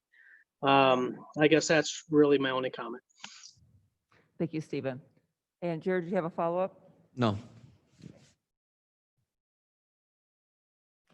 So any other further discussion on the motion? The motion is to remove item 37 in the amount of $457,000. All those in favor of said motion say aye. Aye. Aye. Those opposed? Motion carries unanimously. We're now into item 4, Park and Recreation Department. Could we, how do people feel about a quick little break? Like a mask break and a bathroom break and a refreshment break? Not a very long one, but we're about halfway through and I know I need a break. That work? So a quick recess? And we all need to be back by 8:20? Is that good? Okay. Yeah, we just need a quick, yeah. Nils, you shutting it off? We're gonna leave everything running. Okay.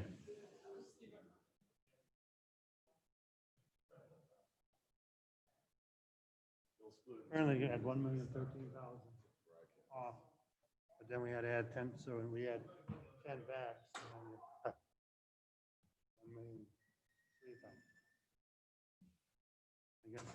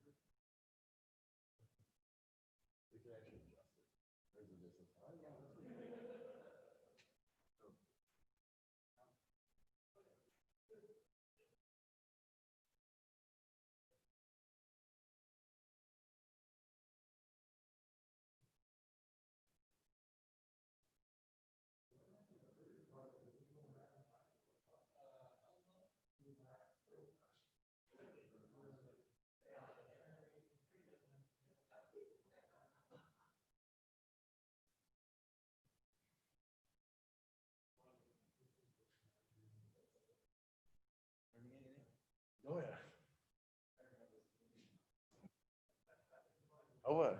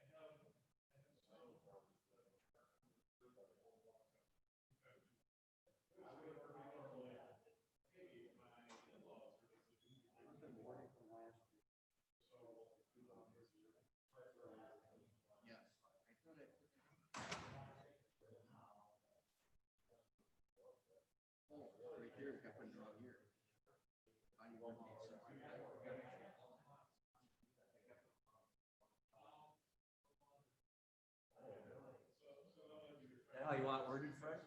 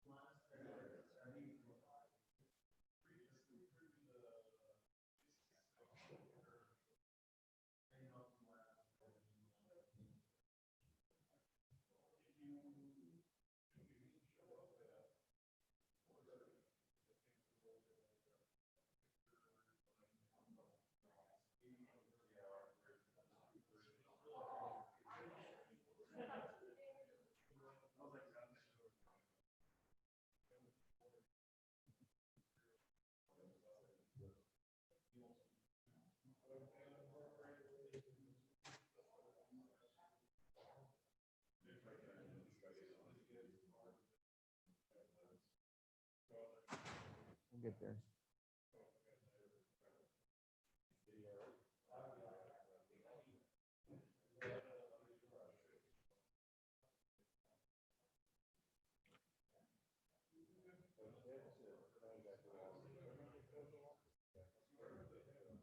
It's in the general equipment. 24,000 or 22.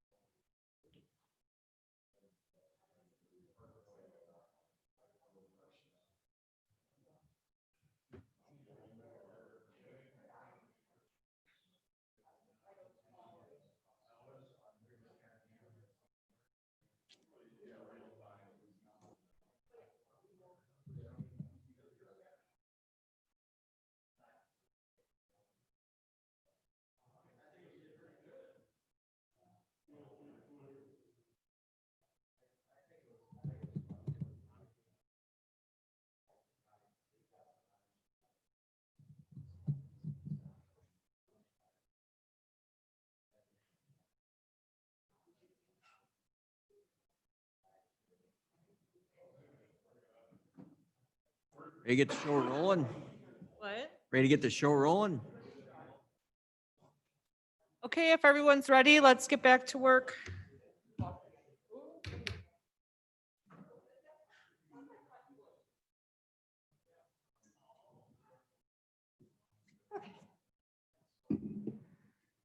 Okay.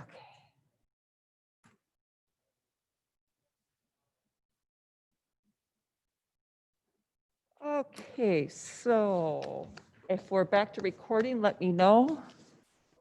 Are we good? Thank you. Thank you, Nils. So Jared, I think you left off at 39. So yes, so section 4 is Park and Rec Department, it's items 39 through 48. I'm gonna let Dan come up and give a little description of the ones, I think, from the Parks Department. These were prioritized by the Parks and Recreation Board. I think Dan will go through and describe the ones that are imperative for him, and I'll turn it over to Dan. So I can go through each individual item if that's what the board wants. My recommendation, a few things have changed since the park board meeting, update the board with, but my recommendations, knowing that the budget situation that we are in, item 39 was the #1 item rated by the park board. This is a restroom replacement in Roe Park Shelter #1. What this would do is replace a shelter. This would assist us with some of the ADA issues that we currently have, and for the $100,000 price. The next item that I think in prioritization that we need to do is the ADA, item 42. We did the ADA transition plan 2 years ago. We funded it in 2020, which with the assistance of the Public Works Department, we are getting some of those and building staff, making upgrades as part of that plan. That ADA transition plan, we probably have $3 million worth of projects that need to be done throughout the city. So it's a slow process, but we basically have to show that we are doing projects and what is happening, and that is our goal with continuing to fund a portion of that. The other item that I'd like to reference would be item number 46. 46 is a Great River Landing. We spent $20,000. We just got done doing a community survey of plans down there for an extension of a trail system from Irving Street up to the spillway. We did have $100,000 in this project. With the assistance of Jared and I meeting with the consultant, the whole idea was to do design work in 2020. In 2021, go out for additional trail design and grant applications for a 2022 construction. In working with the consultant, they have emailed us with a budget number of $15,000 that we would utilize for grant application. They would assist us in searching grants and putting together grant documentation that they currently work with. So my recommendation is to continue to move that project forward, try to secure some additional funding through grants that we would then allocate item number 46. I can answer any other questions, about the rest of these items, but that's, I'll let that up to the board. Mayor Kim? Thank you. Dan, I have two questions. When it comes to the ADA improvements, I understand that this is important to continue moving toward our goal. And it's definitely a priority, but all of these items are priority. I think wouldn't also improving the Roe Park restroom #1 also be making movements toward becoming more ADA compliant, so partially fulfilling the obligation? The restroom would be, access to the restroom and stuff is not part of it. As part of the ADA plan, we would need to have a hard surface, making sure the slopes and stuff are correctly to go from the shelter to the restroom facility. So, so the bathroom itself, yes, is doing it, but accessible routes and things like that would not be done. So would part of this 30,000 be toward making that bathroom ADA accessible, or what specifically? So we go by it, yes, as we're doing the construction. So yes, some of that $30,000 would be to connect the shelter to the new bathroom facility and connecting that also. It's all handicap accessible. But when we first brought this up last year, we had put, I believe like $20,000 in parks. We put $15,000 in buildings, trying to get with all of it. And then we just consolidated to one location. The $30,000 is what we utilized here in 2020. Okay, so if items 39 and 42 are approved, when that new bathroom is put in, it will be accessible from the shelter, like the parking lot, the shelter house, and the bathroom would be all accessible. The shelter is gravel, so that is not necessarily an accessible path, but from the shelter, there would be a concrete walkway, pathway, yes, from the shelter to the restroom facility. Stephen? Yeah, so with the 8A improvements, this isn't only just a safety issue, but it's also an accessibility issue to some of our residents. So I know that this is going to be at least a decade-long process, is my guess, in order to get us fully compliant. But I am very leery at even considering removing 42. It gets us further down that path. I wasn't trying to remove 42. I was trying to clarify what we were buying with $30,000 in item 42. Okay, sorry. That's okay. Fred? I'll make a motion that we delete number 40 and 41. 40 being 50,000, and then 41A, 5,000, and 41B, 7,500. I'll second. Motion by Fred Bueller, second by Mayor Kim Smith to delete item 40 in the amount of 50,000 and items 41A and B in amounts 5,000 and 7,500 respectively. Discussion, Mayor Kim? Oh, I'm sorry. Any discussion on removing those items? Hearing none, all those in favor of said motion say aye. Aye. Those opposed? Motion carries unanimously. Mayor Kim? Okay, and then regarding number 46, you had mentioned the cost for the consultant to be, maybe my microphone might not be correct.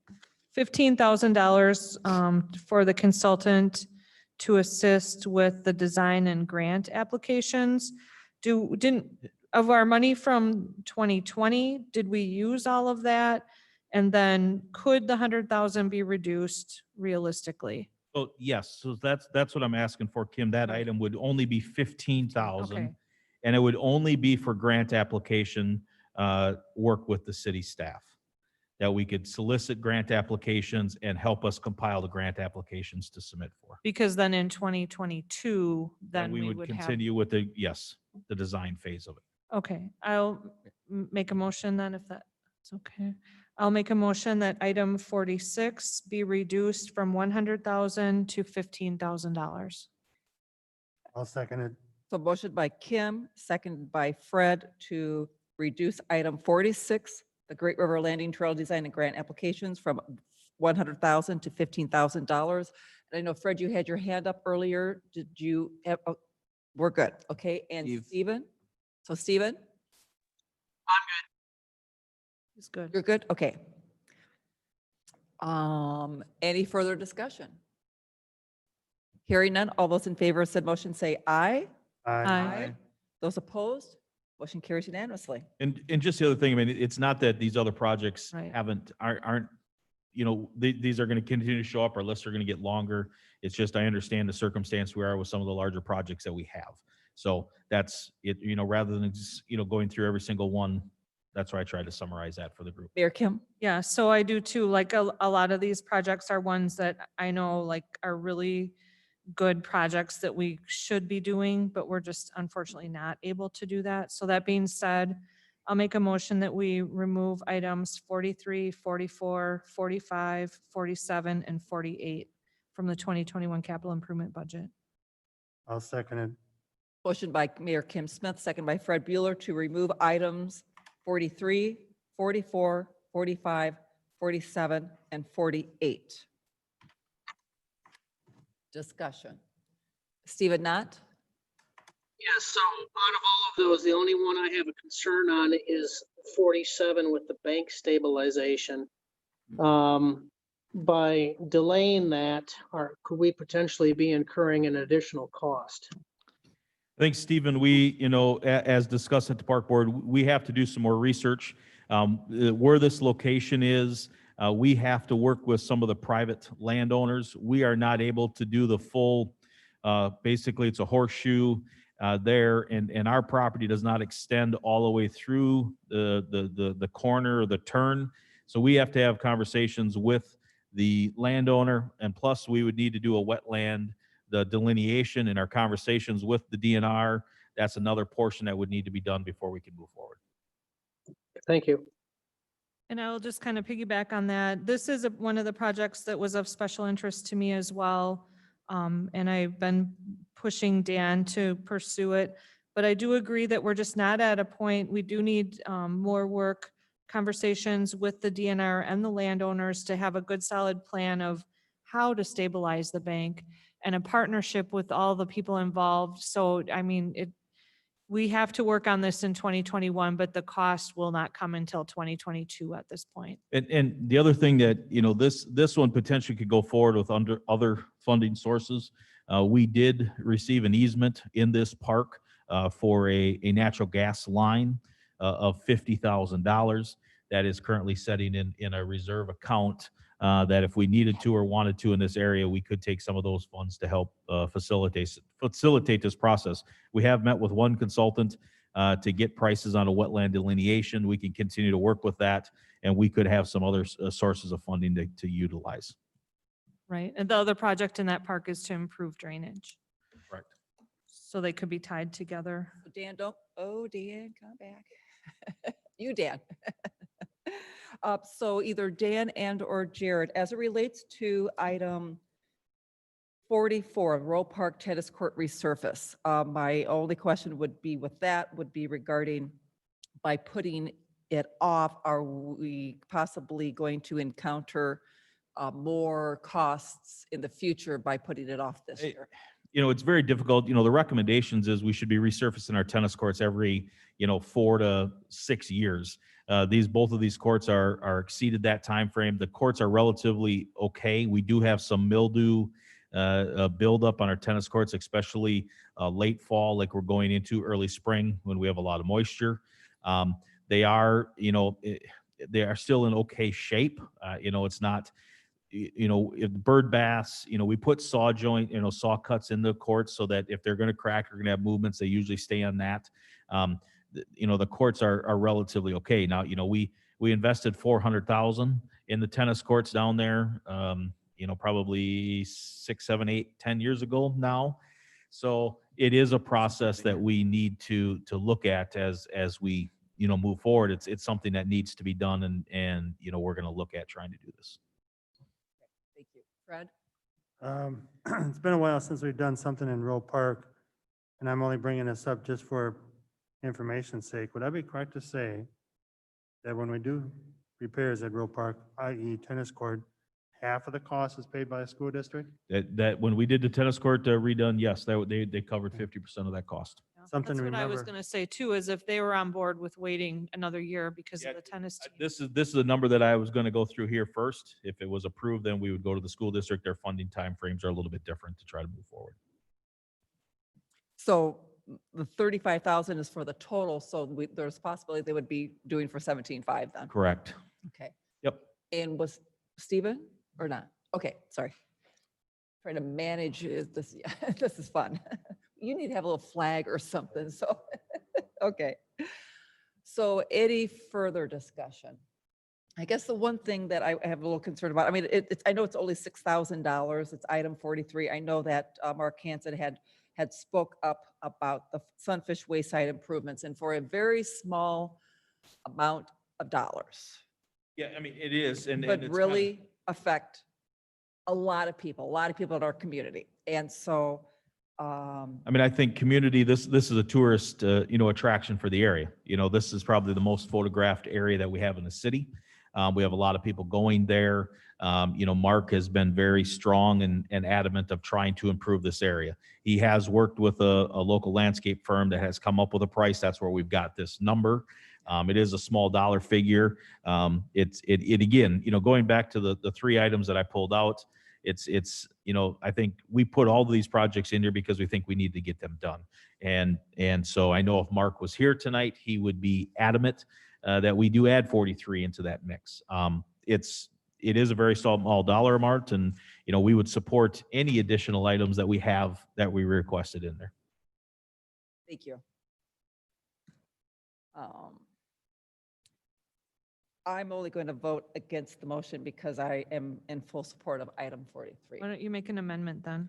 I thank you, Your Honor. I will make an amendment that we retain item 43, Sunfish Wayside Improvements in the amount of $6,000.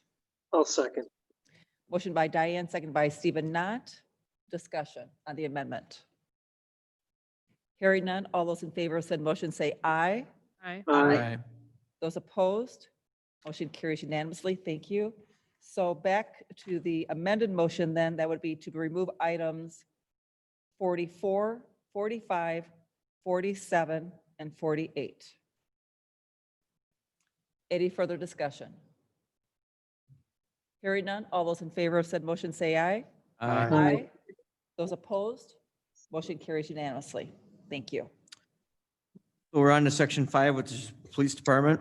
Just go through these quick and then I'll have the chief come up and give any extra comments. But 49 is for marked police cars. This is 2 new cars. These cars do keep going up in cost every year, and he's having the same problem that we have with dump trucks. They take almost a year to get here now. There's a lot of electronics in them, as you can imagine these days. So these are very expensive units.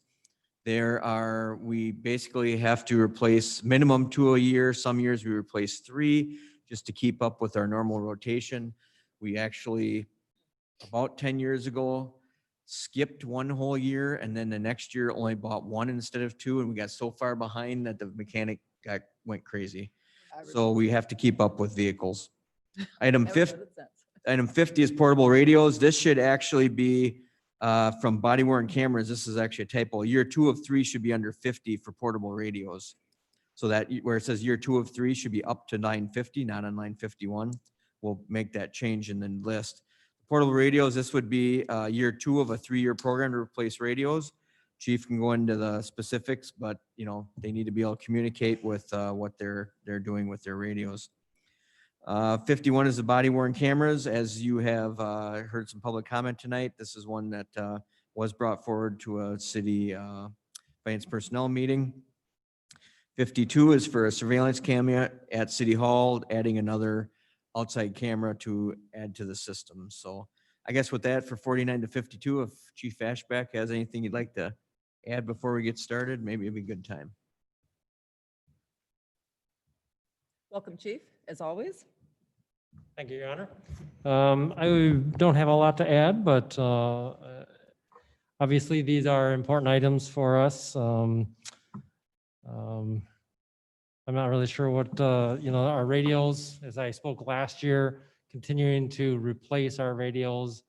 All of our radios are upwards of 20 years old, and so they've, getting to the end of life. So we're trying to cycle through those. And that's why I advocated last year to turn this into a 3-year program, to try to kind of spread that out, which I think is still doable. The only other thing I guess I would offer is the surveillance cameras. We continue from a security aspect to try to have exterior cameras on the buildings or the building, City Hall. So, but in the scope of things, I guess I would, I'd be willing to delete that part out of there, given the Item 52. item 52, yes. But other than that, I would entertain any questions that anyone has. Stephen Knott. Yes, so the chief actually answered the question I was going to have on surveillance cameras. Totally in favor of the body cameras. I think those are essential, especially in today's day and age.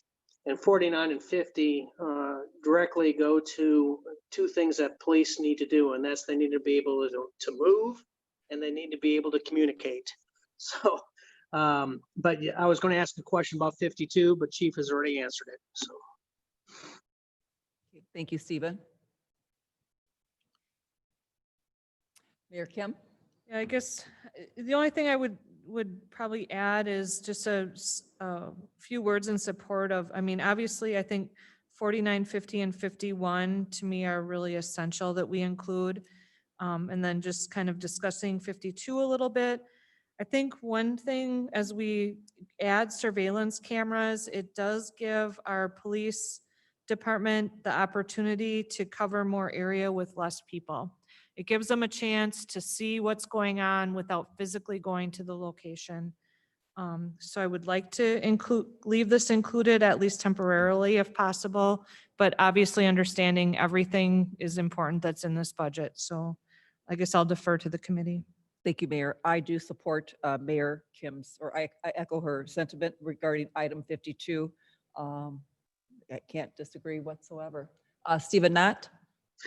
yeah, I guess I'm not clear on how the surveillance camera at the city hall will reduce manpower needs. That one is a little bit beyond me. I mean, all of these things are important, obviously. And I've made it very clear in the past that my number one priority is public safety. But the surveillance camera at City Hall, not sure how that directly impacts. Maybe Chief can clarify that for me.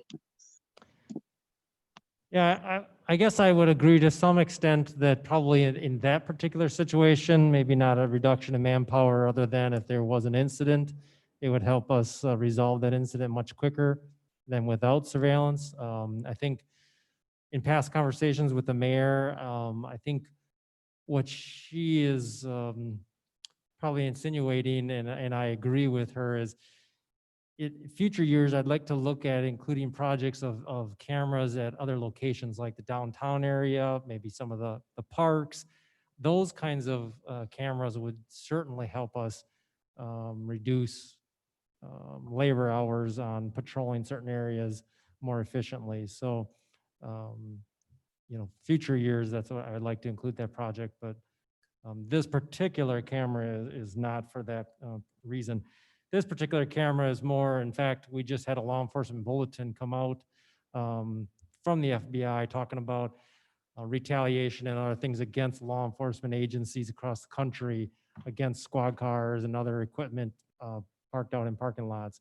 I don't think we're in a high-risk areas, so I'm not advocating, that's why I suggested we could probably take that out this year, but it is a certain level of risk, and I do believe at some point we should be having proper security around the station.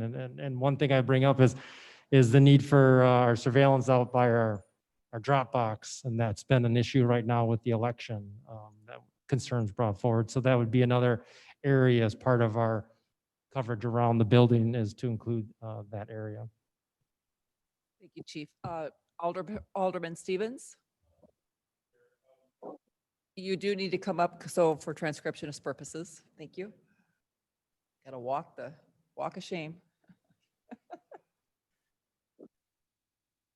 Concerning item number 49, I'm aware that there are some issues with the supply chain with auto manufacturers. So if this were approved, would are vehicles available for production and to be outfitted that we would be able to receive them in the next year?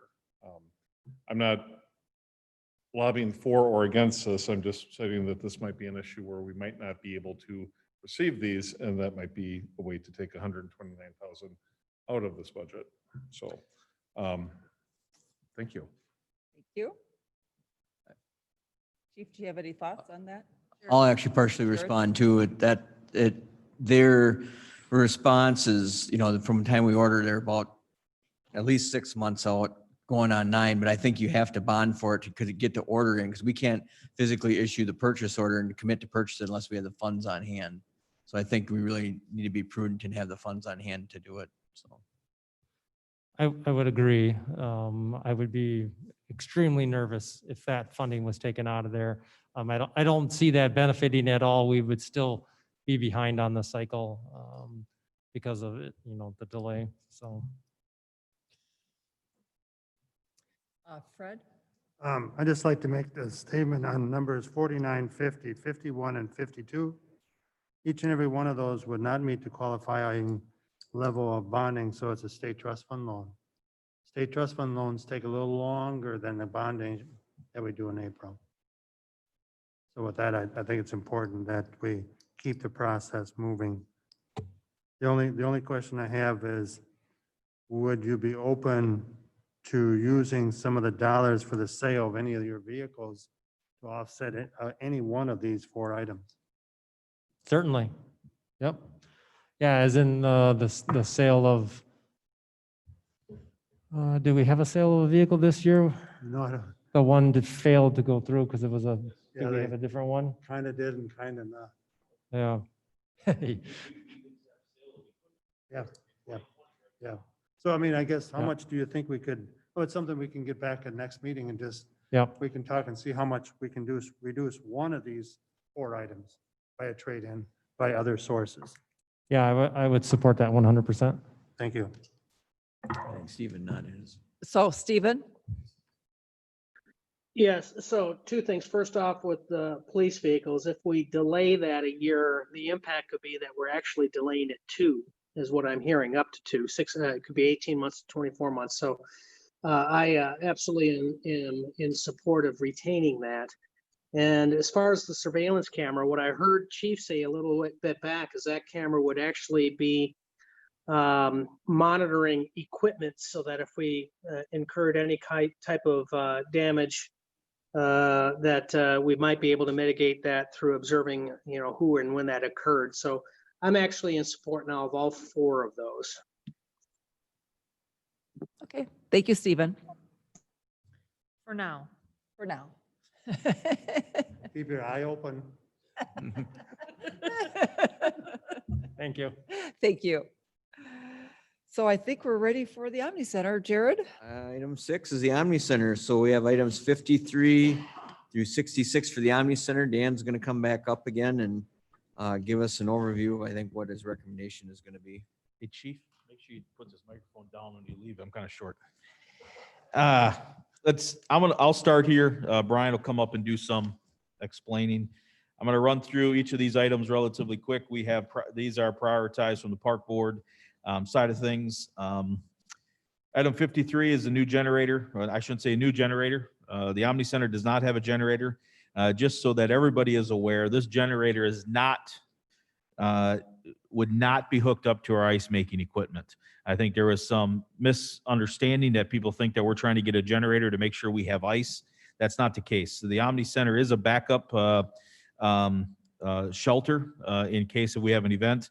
So we're looking for a generator that could run our heating, cooling, and so we could have lights on in an event of an emergency.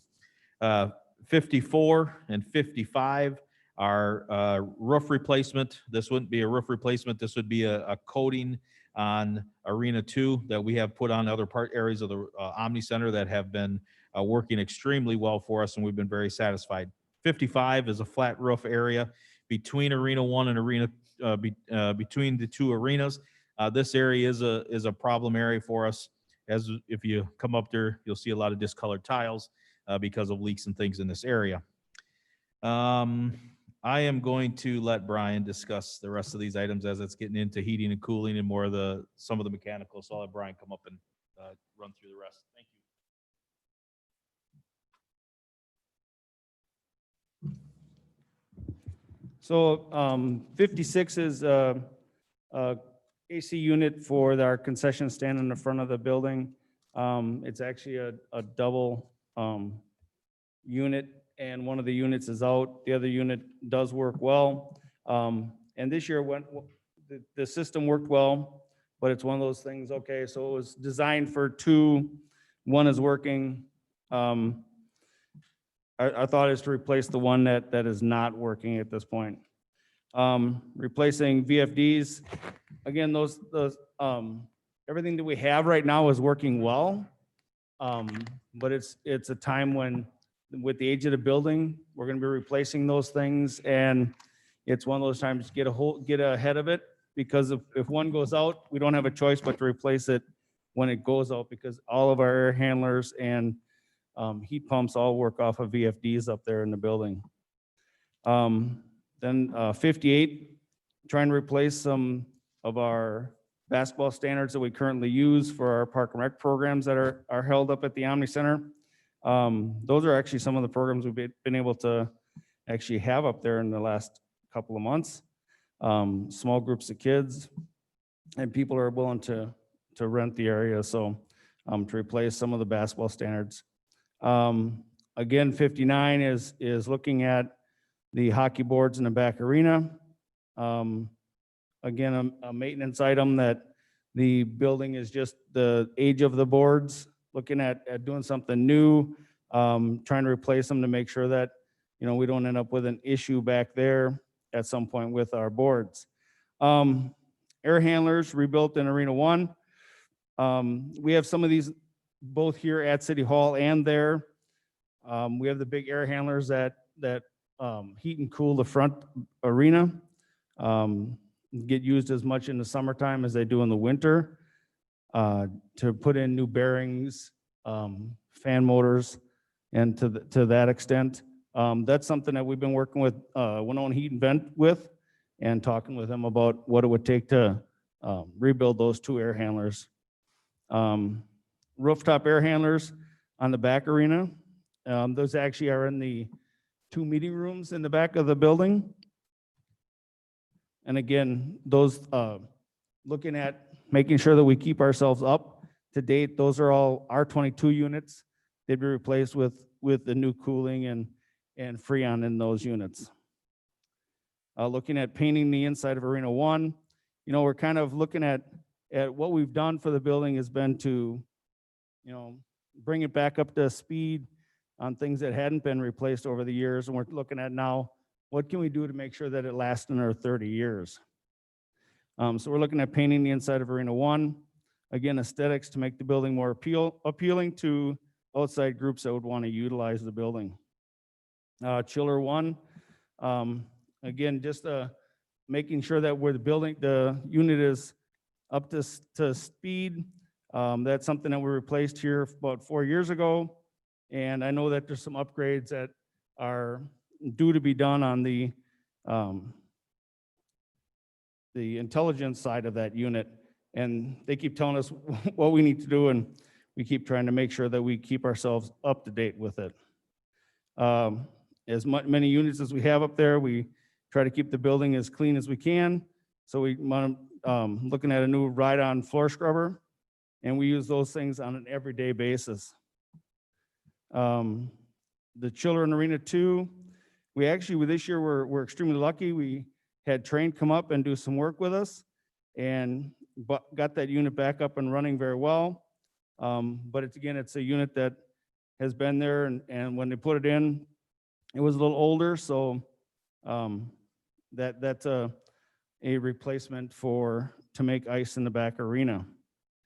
And the fire lane improvements around the Omni Center, most of that has been there, especially the west side, since that building was built now 28 years ago. Just trying to replace that and repair some of that stuff so it doesn't deteriorate any worse. So the order this is in is the order the park board put it in for all of these. Do you have a few priorities? Because I totaled up 1.5 million, and I think if we even have 500,000 at this point, we'll probably be the max moving forward to our next meeting. So maybe it'd be better for you to prioritize that. We had talked a little bit about that, Dan and myself, about what the most important things we have up there at the building are. And in our mind, the roof is the most important part of the building. That's definitely the issue we have the greatest need for right now. Number 55. 54 and 55. And then what would be next? If we're gonna do something else, the VFDs on the air handlers in my mind, unless Dan had another thought process. And Dan, Park and Rec Board did not look at this, right? They didn't rank, did they? They did look at this. They did? but, Okay. This was after going through our entire operating budget. This was after going through all of the other items as we went through. So this Okay. was very late in the meeting. So is this more of your order then, or? no? No, the park board did look at this, but it was very late in our meeting and there was not a lot of discussion as it related to these items. But as Brian said, 54, 55, 57, and, you know, back to, item 66, which is the fire lane improvements around the Omni. As we've made enhancements to the west wing, in closing that, we've got the turf in. Unfortunately, the road is higher than the inside of the west wing. So when we get any rain or anything that's there, the water runs into the west wing rather than running the other way. So there's a section there, 75,000, if that's, you know, I think Brian was looking at trying to get a number to go all the way around, you know, the facility. We maybe could reduce that number just to try to get on the west side of that building, to try to get that ground down, or at least put some drainage in. Jared and Kevin probably have a better understanding that we maybe could come back next month with a better figure on that number to, you know, if we do a 300 or 500 linear feet to try to get that driveway redone there. One of the other things I was thinking when I was looking at this is we have this generator at the Omni Center and we also have the one for City Hall. And my thought was to maybe do one this year and put the other one off until next year, since they're both larger items. And I would agree with that. I mean, we have not had a generator at the Omni. We bring this up for a safety thing. As we talk about public safety, we talk about emergency operations, you know, where do we go? Many facilities, including Non-Alaska School District, have identified the Omni Center as a emergency shelter for them. We get a natural disaster, we get something that we have to shelter people. And if we don't have power, you know, the building is going to sit dark.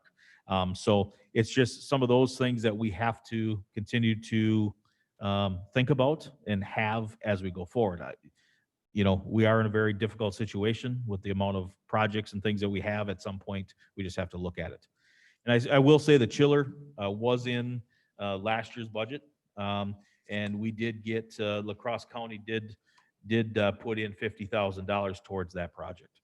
The Rink 2 chiller or the, Yes, the Chiller number one. Rink 2 chiller. Item 65. Fred? Well, how about if we stay on the page 5 at this point? I will like to make a motion to delete numbers 53 and 56. I'll second that motion. Motion by Fred, seconded by Jared to delete item 53 in the amount of 280,000 and item 56 in the amount of 10,000. Discussion. Stephen Knott? Yes, so the generator, very high dollar item when we have some constraints on our budget, so I understand that. But also a huge concern in the out years, if we're going to delay this, we really need to seriously consider getting that, because if we have the Omni Center listed as a shelter on paper, I would argue that's all it is. If it doesn't have generator capability, it's just not a shelter. It's just flat out, it just isn't. Thank you, Stephen. Any other discussion at this time? Hearing none. All those in favor of removing items 53 and 56, say aye. Aye. Aye. Those opposed? Motion carries unanimously.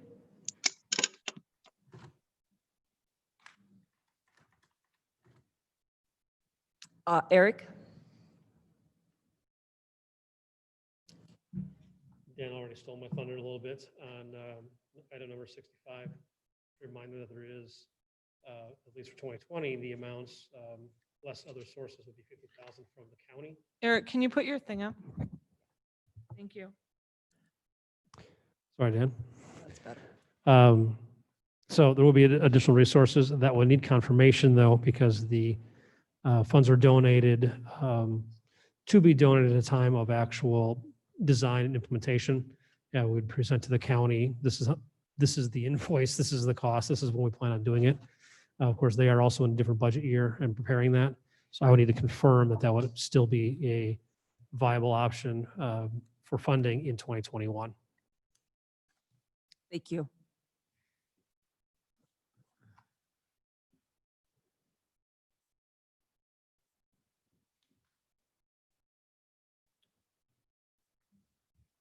Fred? Okay, how about if we talk about projects numbers 58 through 66? One of the things that we have been, and I just do not, considering this and being in a COVID environment, we have always used in the past some dollars within special projects. Because of where we are, I do not feel comfortable because of 2020 or 2021 to assisting the Omni Center in usage of any of those funds.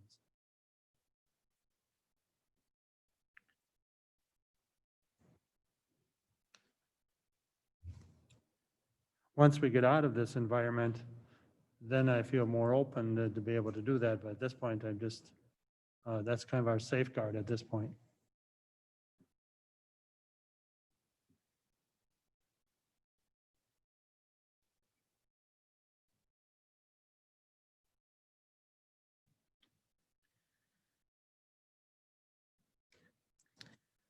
Okay, for lack of anyone, what I was thinking is this, the Omni Center, I know that it's really important, like everything else in the city, to keep up with things and to not let it get out of hand, falling into disrepair, as I'm sure everyone would be an advocate for. The original project amount was about $1.5 million of the proposed projects. So I was thinking in this first round of the budget, we should get it down to 500,000.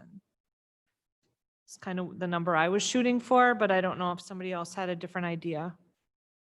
So Stephen Knott? Yes, so item number 58, small dollar amount. I'm assuming that is so that we can effectively continue to have basketball tournaments inside the Omni Center, which is actually a money generator. Would not this cost be offset potentially by income? Yeah, I mean, yes. We currently have 6 standards. We can do three full courts inside the Omni Center. Our standards are, from about 1990, probably 95. So we're looking at just, upgrading what we have. We continue to have groups that want to come in, but, nobody wants to go to a gym anymore with 2 hoops. They want 4 hoops or they want 6 hoops. So it's just trying to add to what we have with the amount of activities that we're trying to host. So yes, I mean, it does help us bring in additional revenue. Eric? I'll let Alder not correct me. I think what the intent of the question was, can we use revenues from basketball to limit as less amounts other sources? Question. And if that is the question, I would say, no, that's not. All the revenues gained through the Omni Center are used to offset operating expenses. The revenue could go here, but then that would reduce the operating expenses in my mind. So I would suggest that it's a wash either way. But as an operating expense, we would want to bounce it off with operating revenues. Thank you. So I guess I would like to, in considering of these items, I think that I would like to suggest that we save item 62, the painting, and 63, the maintenance on the new chiller. Just to kind of take care of what we have. Then maybe consider a lesser amount for the fire lane improvements. Unless someone has a better idea. Okay, I'll make a motion, delete numbers 58, 59, 60, and 61. Did you say to remove? To delete. To delete? I'll second. So motion by Fred, seconded by Mayor Kim to delete items 58, 59, 60, and 61. Discussion. Hearing none, all those in favor of said motion say aye. Aye. Aye. Those opposed?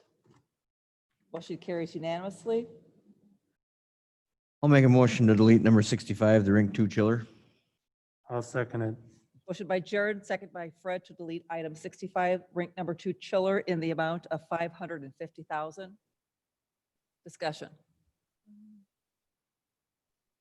Hearing none, all those in favor of said motion say aye. Aye. Those opposed? Motion carries unanimously. I'd like to maybe suggest that we go ahead and leave the rest of those in there, at least for this round. I think the ride-on floor scrubbing machine would probably save man hours. And then he'll give us a different figure for 66. Yes, yeah, so maybe something to flush out between now and next month, so. Okay, Jared, number 7, the library. Number 7 is the library. I'm going to let Brian come up and probably give us the overview on these. 67 through 70. Okay, so the library is something that the park board had gone through and they put them in their order of importance in their mind. 67 is what we think is absolutely the most important. Drainage coming off the hill from the side by the high school. And we end up with a big skating rink, especially with the thaw and the freeze in the springtime. It's definitely a safety issue, and we would try to incorporate that a little bit with some of the things that the librarians are trying to do with some signage and stuff, but putting in a drain or a curb across there so that if, in worst case scenario, we can try to keep that water and ice in one spot as opposed to the entire length of that parking lot. 68, we're looking at the air handlers, 1 and 2, which are the old air handlers in the building. You know, that'd be again, checking the bearings and some of the motors inside of those. Two units are definitely a little older, kind of giving those an overhaul and a facelift. The tables and chair replacements that are like the study tables in the building where people can sit and do some studying. Of course, they haven't been used all year now with the library not being open.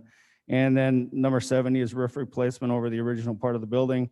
We did some work on that a couple of years ago because we had a spot where the shingles had some damage. But since then, the roof has been in pretty good repair. We, are up there probably once a month, just making sure that we're in good shape. And that's kind of where we are with the library. Thank you, sir. I know 67, I remember when the board talked about it, 67, it's a safety issue. And I think that's, if I remember correctly, that's why they put it at number 1, because they really had a lot of concerns about that. Jared, item 70, the roof replacement. I think I asked you the other day whether or not there was any dollars in the library fund.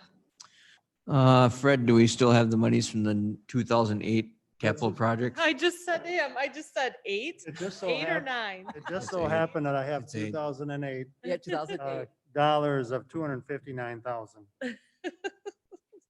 I haven't forgotten I- about that either. Stay here long enough, you find some money. I guess the right. I'll make a motion that on project number 70, I guess let me put it this way, does the board feel that those funds would be also usable on any one of the other 3? Probably the air handler. Well, Okay, so project 68 and 70 we would delete the amount for borrowing and slide it over to less already bonded for those dollar amounts. So in other words, 10,000 for the already bonded for number 68, 75,000 for number 70. And that's a motion. Second. motion by Fred, second by Mayor Kim to remove items 68 and 70. And those amounts would slide over to areas where they have already been bonded for. But the $10,000 and $75,000 would be removed from the 2021 capital improvements project list that we need to borrow to be funded.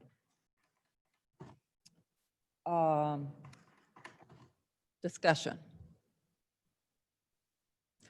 Fred, for those who have not been here as long as some of us have been here, could you maybe give a little quick background about the 2008 and the library and the building fund and?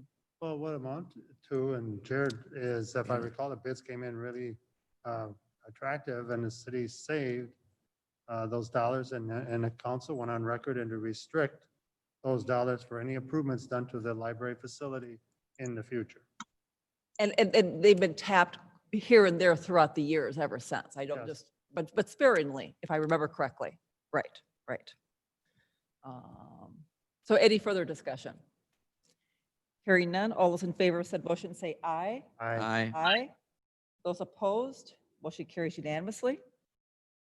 And now in item 69, Brian, the table and chair replacement. So these are other, so this is a table and chairs, because I know like chairs and, Last year, we did the stuffed chairs that are around the building. right, okay, These would be the chairs that, there's 4 chairs around tables. There's okay, a series of, I think there's 7 of them in one spot, and okay, tables and chairs in the 2 study rooms. okay. Okay. So everyone's good with the library at this time? for now. For now. I guess we'll move on. Jared? Thank you. Thank you, Item Brian. 8 is City Hall, and since we Oh, got Brian at the Thursday. podium, we're gonna let him kind of run with 71 through 82. Oh, good. And the city hall was also something that went through the Park and Rec Board. And they were put in their order of importance. In my mind, the most important one is 71. We were here last year and talked a little bit about the generator here at City Hall. The issue we have a little bit with our generator here is if we actually have a disaster, we actually couldn't stay down in the EOC very long because we wouldn't move any air. We would get a little hot, or get a little cold, along with the rest of the building. Because they aren't, when they did it, it takes care of our lights, and we can move some air in. I think the PD is one of the spaces that would actually have some air upstairs, but otherwise the building would be pretty stagnant for the fact that it's a closed building. The fire department also would be stagnant. There'd be nothing in there for those guys. When we price this out and we're looking at doing something different, the idea was to make it so that we could stay sustainable in the building. Right now, the thought process is this room wouldn't be taken care of and the east part of the building wouldn't be taken care of except for electricity. But the rest of the building would be sustainable. You'd be able to be in the rest of the building like would be a normal time.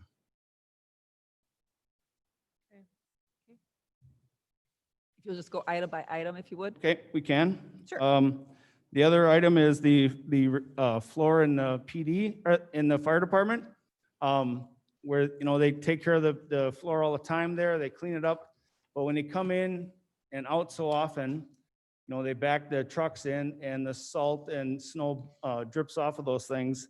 And we have drainage areas in that building that are made of steel grates on top of the steel drains, and they rust, they expand and break out the floor. So the idea is to be able to take those out, replace the floor, repair the floor, similar to a little bit what they're doing up at Public Works, but doing the same thing here around the drains, be able to do that, and then take those drains off and grind them down so that the grates would fit in again, but looser, so that we wouldn't have the same issue that we have going on now. And I know this issue was on this Yes, topic, it was this on- was on last year, and I know it's Yes. a higher dollar amount. Is that Yep. because Yep. it's gotten worse and, Yep. or is there just more to be The done? longer we put it off, the more a floor we're gonna bust up and have a bigger problem. I'll be advocating for item 72 this evening. Go on, please. That'd be great. And then we have a miscellaneous building projects, some power drops in the fire department also, where we moved some of their other trucks. We have their brush truck, and I'm trying to, what the other truck? So right now, we need to plug those in the same way we do all the rest of the vehicles in the building. A door in the police department between where the officers sit and the front office staff. One area is always hot, one area is always cold, but there's no way for us to regulate that. And the idea is if we have a door there, we probably can regulate that. The temperature is much better. Doing something with the wall down on the east side of the basement. trying to infuse that with, in the seams and the cracks to try to stop water from seeping through that building. It's better after the work that was done last year by Fowler and Hammer, but we still have some issue down there. And then fixing the windowsills throughout the building from the old roof that had done some damage to those. Again, some repair of air handlers and the VFDs in the building. So here we have, the building. As we go through, we always have a couple of those units that we've been replacing on a yearly basis, but there's some of them that I think are they on borrowed time, or are they just better than the other ones that they've continued to go off? So I think right now we're looking at, we really need to do something with our VFDs in this building to make sure that we don't end up with a ton of those things that are out at one time. So that's kind of an ongoing maintenance issue. Air handler overhauls, looking at making sure that our air handlers in this building, like the rest of them, we just did some bearing replacement on our air handler that takes care of the fire department and fire department administration and the police department. And we need to do that also with the air handler that works this building or this room and the fire department living quarters and the administration area in this building. Looking at some carpeting projects again in this building. Room 112, room 140, the administration suite upstairs. That's something that's kind of been ongoing in the capital budget. We're pretty close to being able to knock the rest of those things out in this building. Replacing 4 of the overhead doors in the fire department, police department bays. We've kind of have, on a normal basis, have overhead door here doing some repair. It's time to start thinking about replacing some of those doors that go up and down. Can't tell you how many times a day, whether it's the police department doors or the 2 rescue vehicles over in the fire department that continue to have the doors go up and down to try to replace those things. Replacing our 40-ton AC unit here at the building. The year I came, so 8 years ago, we did some repair. We replaced the fins inside of the 40-ton unit because it had vibrated enough that it actually had created leaks in it. So we know we're on borrowed time with that unit anyway. So we need to start thinking about, at some point, that unit has to be replaced, and this should be, documented that, it's not going to be long, and if that happens again, we may not be able to do that same thing because of the fact that it's our 22 unit, and we need to upgrade the Freon in that.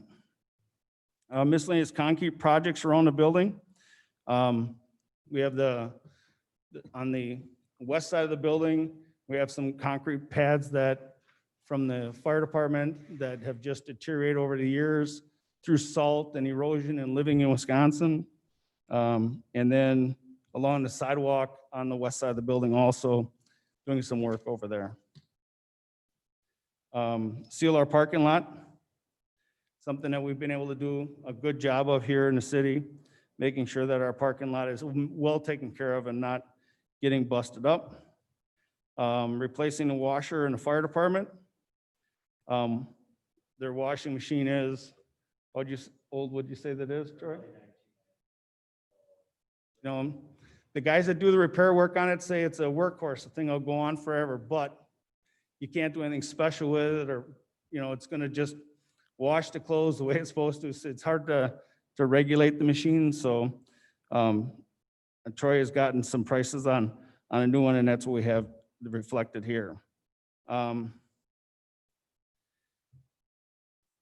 And you guys are gonna have to help me with Yeah, the, 82 is the continuation of the AV upgrades that were taken out of the original last month when we did the council chamber and room 112 upgrades. This would be to finish off the police and fire training rooms.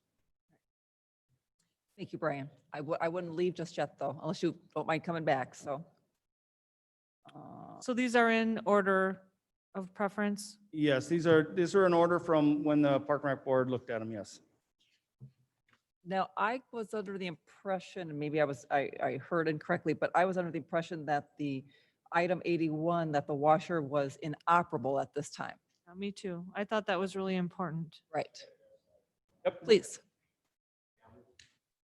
We did have someone come in and for like, it was like $700, they fixed it up for us, but again, with the technology, as Brian said, it does need to be replaced. There's also a program where we can track the inventory of our gear when it's being washed, so we have documentation with the newer system. I also wanted to add that with that item, it's in my new equipment budget as well. Equipment 15,000. replacement. Just so you know that, that's in my budget for new equipment, which we haven't met on yet. I don't know if there were cuts in that or not, but I think if you supported that in that discussion, you could probably remove that from this budget. Okay. Also, the 2 drop cords, which is 73, I had that in my new equipment budget as well for 1557. Brian and I were kind of working together on different projects as our building does need maintenance, and there are a number of items that we're going to have to start looking at in the future. So that I have $1,557 for the 2 drop cords from PNT Electric, I believe it is. So Thank you. again, that's for whatever you guys want to do with that. Okay, thank you, Chief. Okay, with that being said, I'll make a motion that we remove items 76 through 82 from the capital improvement budget. I'll second that motion. A motion by Mayor Kim, seconded by Jared Holter to remove items 76 through 82. Correct. Discussion.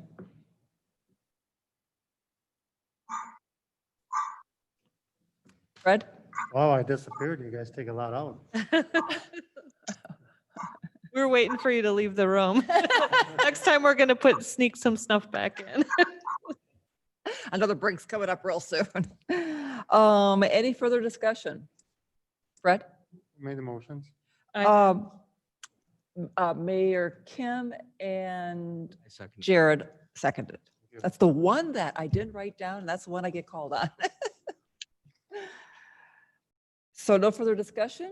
All those in favor of said motion say aye. Aye. Aye. Opposed? I will abstain at this point on this one. Yes, Mayor Kim? Then I'd also like to see item 73 potentially adjusted, taking into consideration the equipment replacement fund items, that may be adjusted for the next meeting. And also, we'll look for that washer in the other fund. Yes. Yes.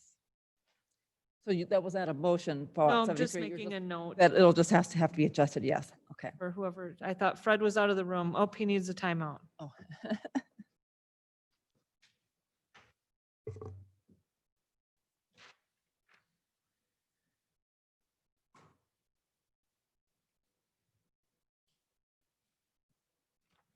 $12,250 for the wash machine is in the operating budget. Okay, And that wash machine was number. it was number 81. 81. oh, it's off Anyway, You said, Fred, you said 12,250 plus the $1,500 for the Firelink administration package, right? And, okay. Just wanted clarification. That's where the 15,000 came from.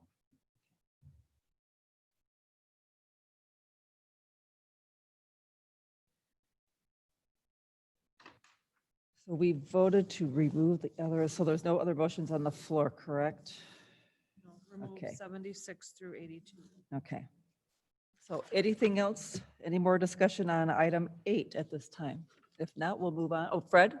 I guess the somewhat of a concern I have is that I see a lot of projects here that I think should have been in the equipment replacement fund rather than in a capital improvement project. For example, number 73, seems to be an awful lot of little components.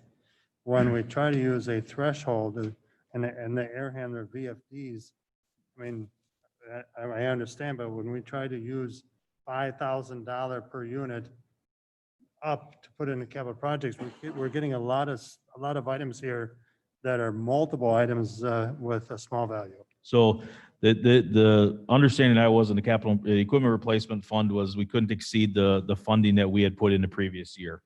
And so at City Hall, I believe we have about $7,000 total. We had other projects in. At the library, we have like $4,300 is what we have for our equipment replacement for those facilities.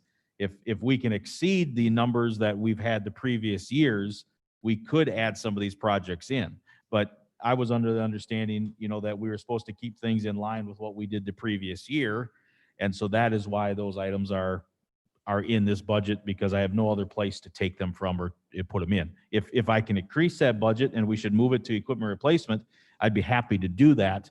But in my understanding was when we have very limited funds in those account line items, I don't have any place to do some of these projects. Thank you, Dan. Did we vote? Did not, We did not vote? did not vote. Oh, I'm sorry. I think it's just getting late in. Okay. So, so the motion was to delete items 76 through 82. So all those in favor of said motion say aye. I, Aye. Those opposed? Motion carries unanimously. Okay. So I guess we're moving on. So under item 9, information technology, transfer of new hire info from NeoGov Tyler Technologies. This has been a carryover for a couple of years. In talking with Hope, I do believe, Eric, that this is not ready yet again. So I'd make a motion to delete item number 83. I'll second it.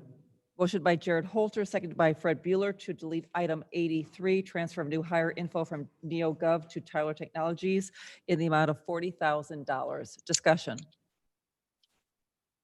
Hearing none, all those in favor of said motion say aye. Aye. Those opposed, motion carries unanimously. Item 10. 84 got funded out of the equipment replacement budget, so it has no impact to the capital improvements budget. Okay. Thank you. You have made one complete trip around the world. Did it. It only took 3 hours. It's a long list. All Oh. right, Fred.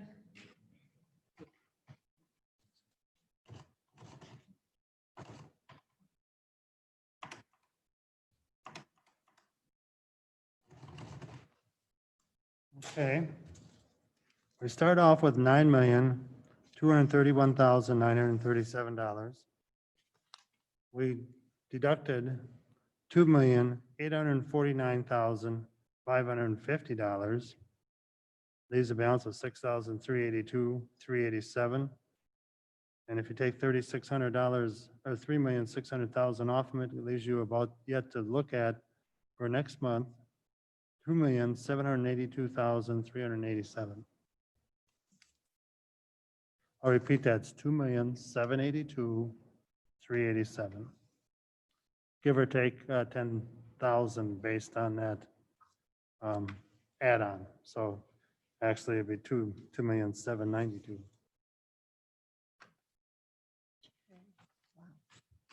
So that being said, is there something we know that we can take off? I'd make a motion that we remove item number 4 from the list. Second, Motion by Jared, seconded by Mayor Kim to remove item 4, traffic signal replacement renovation in the amount of $175,000. Discussion. Hearing none, all those in favor of said motion say aye. Aye. Those opposed, motion carries unanimously.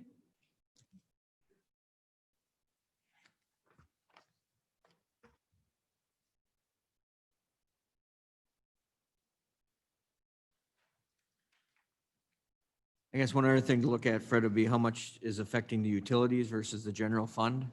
We should probably look at that before the next meeting also. Sure. This is Steve Dodd. I make a motion that we remove item number 11 for $60,000 for the cemetery fence. I couldn't hear him, I'm I sorry. said something about number You- 11. item 11. Steve, confirming you're making a motion to remove item number 11? Yes. I'll second that. Motion by Stephen Knott, second by Fred Bueller to remove item 11, cemetery fence in the amount of $60,000. I'm going to vote no. I just want you to know. For the reasons I stated earlier. And for me personally, I applaud the cemetery committee who have done the funding previously. This is something that I would love to support. My hesitancy is, there's a couple items that enter into my mind. One is last year, one reason why I didn't support it in 2020 was we were looking for the cemetery plan. We've had the open house, but we haven't gotten those results, so we haven't really decided on a plan yet. Number two, I walked the property. It's still functioning. I think it would add to the beautification of the cemetery. Absolutely. I'm looking long-term and maybe doing the entire fencing at one time to get possibly a better price. And thirdly, with the state of City Hall at this time and going into budget, getting our budget books next week, I don't feel comfortable even with the $60,000. I realize that general fund and capital improvements are coming from two different amounts, but when I look at what's facing the city, I just in good conscience cannot look at spending even $60,000 for what I believe is a fully functioning fence at this time. So that's why I cannot support it at this time. But I would like to support it in the future, but just not for 2021. Any other discussion? I think we'll do a roll call vote so we don't have to do this twice. So Mayor, so a vote yes will be to remove the item and a vote no will be to retain the item. So Mayor Kim? No. Kim votes no. Alderperson Wolf votes aye. Alder Not? Aye. Alder Not votes aye. Jared Holter? Aye. Jared Holter votes aye. Fred Bueller? Aye. Fred Bueller votes aye. Motion passes by a vote of 4-1. So we will remove item 11 in the amount of $60,000.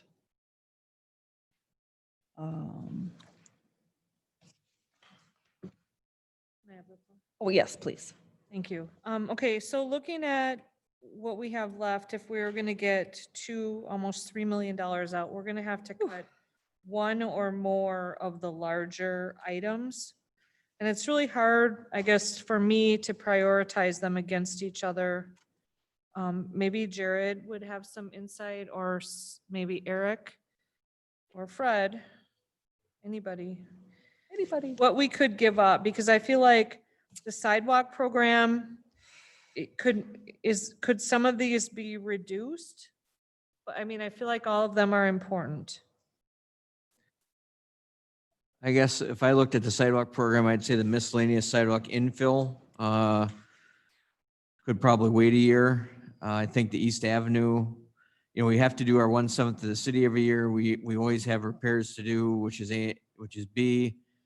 We're trying to keep up on the ADA access portion. Like Dan said, that plan had probably $3 million worth of improvements that needed to be done. And then East Avenue, we've actually got a request for that sidewalk to go in. Right. So I'd make a motion that we remove 1E in the amount of $48,000. I'll second. Motion by Jared and second by Mayor Kim to remove, to remove item 1E, miscellaneous sidewalk infill in the amount of $48,000. Discussion. So Jared, that item encompasses, for example, when constituents may contact you or alderpersons may say, oh, this there's these lots that aren't filled, that don't have sidewalk, and this is the infill. So we would be not continuing that, at least in 2021. That is correct. Thank you. Any other discussion? Hearing none, all those in favor of said motion say aye. Aye. Aye. Those opposed, motion carries unanimously. And then my next question, just kind of across the board with improving the ADA access, which I agree is important and we need to work at it. But how did you come up with that number for each of the different, like, because there's multiple different categories of this? And if you add it up, it's a pretty big number. Like, how did you come up with, in this case, $40,000? And in a different case, I think it's also 40,000 or. So the 40,000 for the sidewalk 30. ADA access is for street corners. And I would say there are, I don't even know the number of street corners, but I would say if we did 40,000 a year, it would take us 20+ years to do all the street corners. Oh my, okay. Um, Right. It was just a question. No, Good and we actually started doing it as part of the paving project. We started trying to incorporate it too. So we're trying to, Okay. uh, And then with Greens Coulee, I feel like we're already committed to that, so we don't have any wiggle room. Yep. The fiber optic cable, we're doing that in cooperation with other people too, right? Or well, the is that- school, yeah, this, in cooperation with the school district, they already did install part of their system that we're going to be actually having agreement with them to take over part of it. I think this is going to be, we're going to save about $20,000 a year in operating costs that we're paying out for leasing of a fiber line. So I think this is one that's going to save us money in the end on the operating budget in years to come.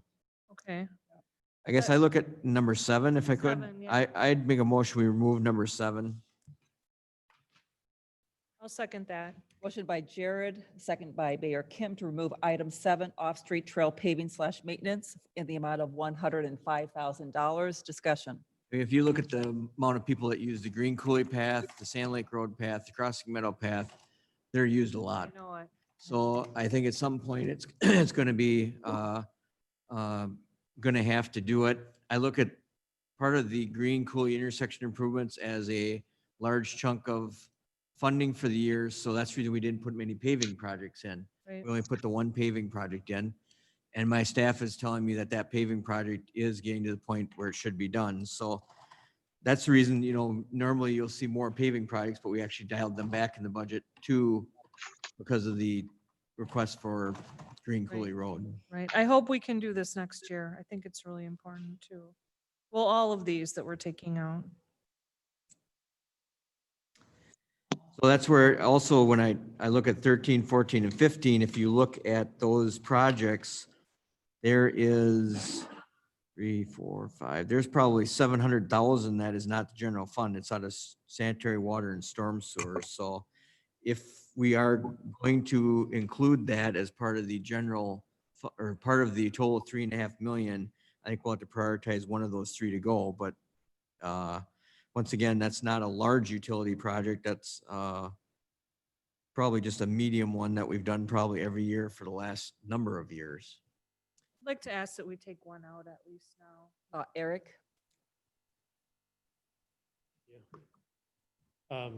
We've been here over 3 hours. I can say that sometimes decisions aren't going to be the best made when we're all been exhausted and tired. The number that we received from Fred, if you compare it to other years, you've done a remarkable job so far tonight. I don't necessarily want to steal your thunder, but I also want to make sure that the minds are fresh and that the consideration that the department heads also now need to put into what's remaining, because usually there's some horse trading that goes on behind the scenes now as well. So I suggest that, first of all, credit yourself. You've done some good work tonight so far, with more to go, obviously, but you're in a very good spot compared to other years, I think, when we got here. Second thing is that question that Jared had brought up, that we do need to also then resolve. In years past, it's been total borrowing on the far column, being capped at 3.5 million. There have been other years as well that the total borrowing in the general fund has been capped at 3.5 million, and other ratepayers supported utilities. We divide out from that because the rate should be adjusted accordingly that way. That's a decision I think we need to review and see what we're where staff is and on what we can recommend to be done in this particular year as well. So I'm not entirely sure that we can sit here long enough to get to that $3.5 million, because I think there's some bigger questions that we need to answer tonight as well, and let the staff get together. But I wanted to reiterate and say again, great job so far tonight. There's been some meetings that we just read through the whole list and Jared's done and we all adjourn and go home. Nothing happens. So remarkable job. Thank you. Thank you. I think I agree with city administrator, maybe just take a hack at it there, and we made a little more headway there, Fred, didn't we? Yeah, we're still looking for about 2.4. So, I think we're ahead of last year's pace, though, which I think is, I mean, it feels, I don't feel like we're as much as in the hole as what we were last. well, it's easier to reassess the list too, once you get the items crossed off that are Yeah. been deleted and.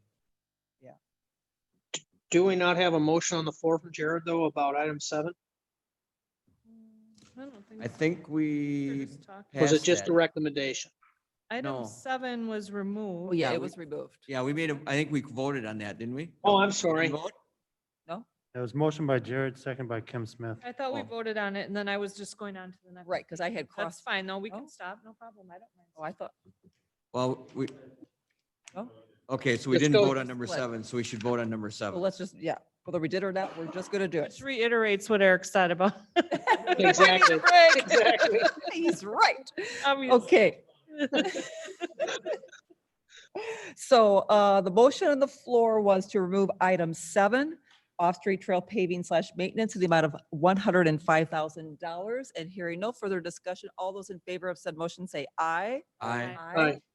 Those opposed, motion carries unanimously. Motion to, oh, we got the whole agenda. Oh, we left. have, oh, we Yeah, have that's bills to right. pay. We got to pay the bills here. Okay, so we'll just sit done on that everything that first. we've done, and then we'll get new sheets next month, and then there'll be questions that need to be answered, and we'll get some refigured stuff. Okay, oh gosh, there's a whole nother packet here. Okay. So thank you everyone for your hard work. And thank you, Jared, Yeah, and thank you, everyone staff. for all your input, and yes, yes. Okay, so item number 5, review and consideration of Green Coulee Road intersection project right-of-way purchases. Thank you. I was hoping to have the appraisals back, but we have not received those yet. So I would like to refer this to the council meeting if the board would so choose to. Otherwise, they'll have to come back to the next meeting. But we'd like to get the right-of-way purchased timely here. But I'm hoping that we'll have the appraisal prices back so I can distribute those at the council meeting, Okay, if that's okay with the council members. You want a motion? Or we just take no action? I'll make a motion to send it on to council without recommendation. I'll second. motion by Fred, seconded by Jared to pass on item 5, review and consideration of Green Coulee Road intersection project right-of-way purchases on to council for next week. Discussion? Hearing none, all those in favor of said motion say aye. Aye. Those opposed, motion carries unanimously. Item 6, review and consideration of the water system leak survey. In your packet tonight, I've got a proposal from Davies Water Service. They have been providing our leak detection services. They are proposing the 2021 cost, the same as the 2020 cost, with a slight increase for 22 and 23. This would be for a 3-year period, mandated by the Wisconsin DNR, but also it's just good practice. This is included in our yearly operating budget. This does keep our unaccounted water loss very low by keeping up on this, which is our unaccounted loss only 4 to 6%, which is very low by Public Service Commission standards. So staff is recommending approval. Okay, thank you, Jared. I'll make a motion as such. Second.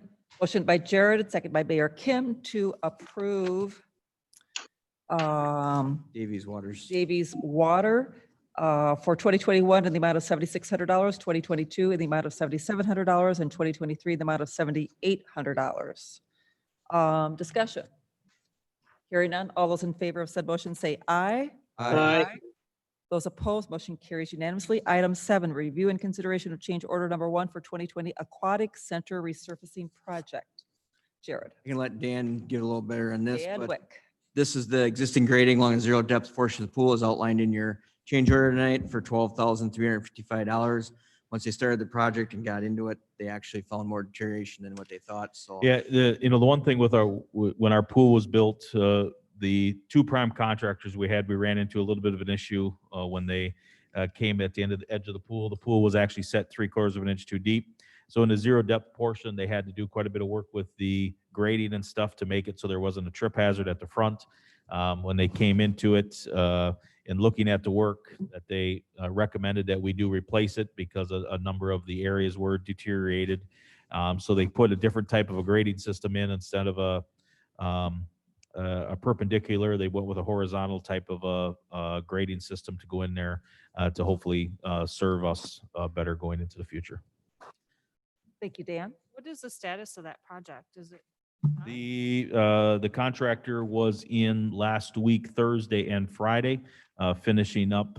They did, as part of the project, they put some Elitecrete down around the periphery of the pool where it was tile. We would put epoxy in. They put it in, and within a week we had cracking already coming in the surfacing. So they came back, reground all the areas that there was cracking, and put a wide caulk in to kind of have a expansion joint at those locations. I did go up and walk through the site this morning, and there is no additional cracking, and so that project is about complete. Thank you. Good. Thank you, Dan. I move to approve change order number 1 for the 2020 Aquatic Center resurfacing project, and the amount is $12,355. I'll second. Motion by Kim Smith, second by Alderperson Stephen Knott to approve in the amount of $12,355 for the change order number 1. Discussion. Hearing none, all those in favor of said motion say aye. Aye. Aye. Those opposed, motion carries unanimously. Item 8, update regarding 2020 fall leaf vacuum service. We're gonna start vacuuming leaves next Monday. Woo-hoo. It'd be a wonderful time of year. We will hopefully have a map on the website. The leaf vacuum hotline will be updated, so our yearly leaf vacuuming 7-week projection for the service would take us into Thanksgiving, the week before Thanksgiving, so. Thank you, Brian. Thanks, Brian. Thank you. Thank you, Jared. Appreciate that. Item 9, review and consideration of cold storage installation as part of the 2019 Public Works Facility Addition. In your packet tonight, I've got a staff report outlining the cold storage bid alternate number 2 for insulating the roof and walls of the cold storage area. That was approved as part of the original bid for the project. The final installation of the Simple Saver system portion of the cold storage installation, which would be the roof portion, by the general contractor, was not accepted by the city. That material was installed. We had some condensation issues, and then the contractor went in and cut large slits in the plastic liner. So we basically have been going back and forth with the general contractor for multiple months here, saying that we were not going to accept it.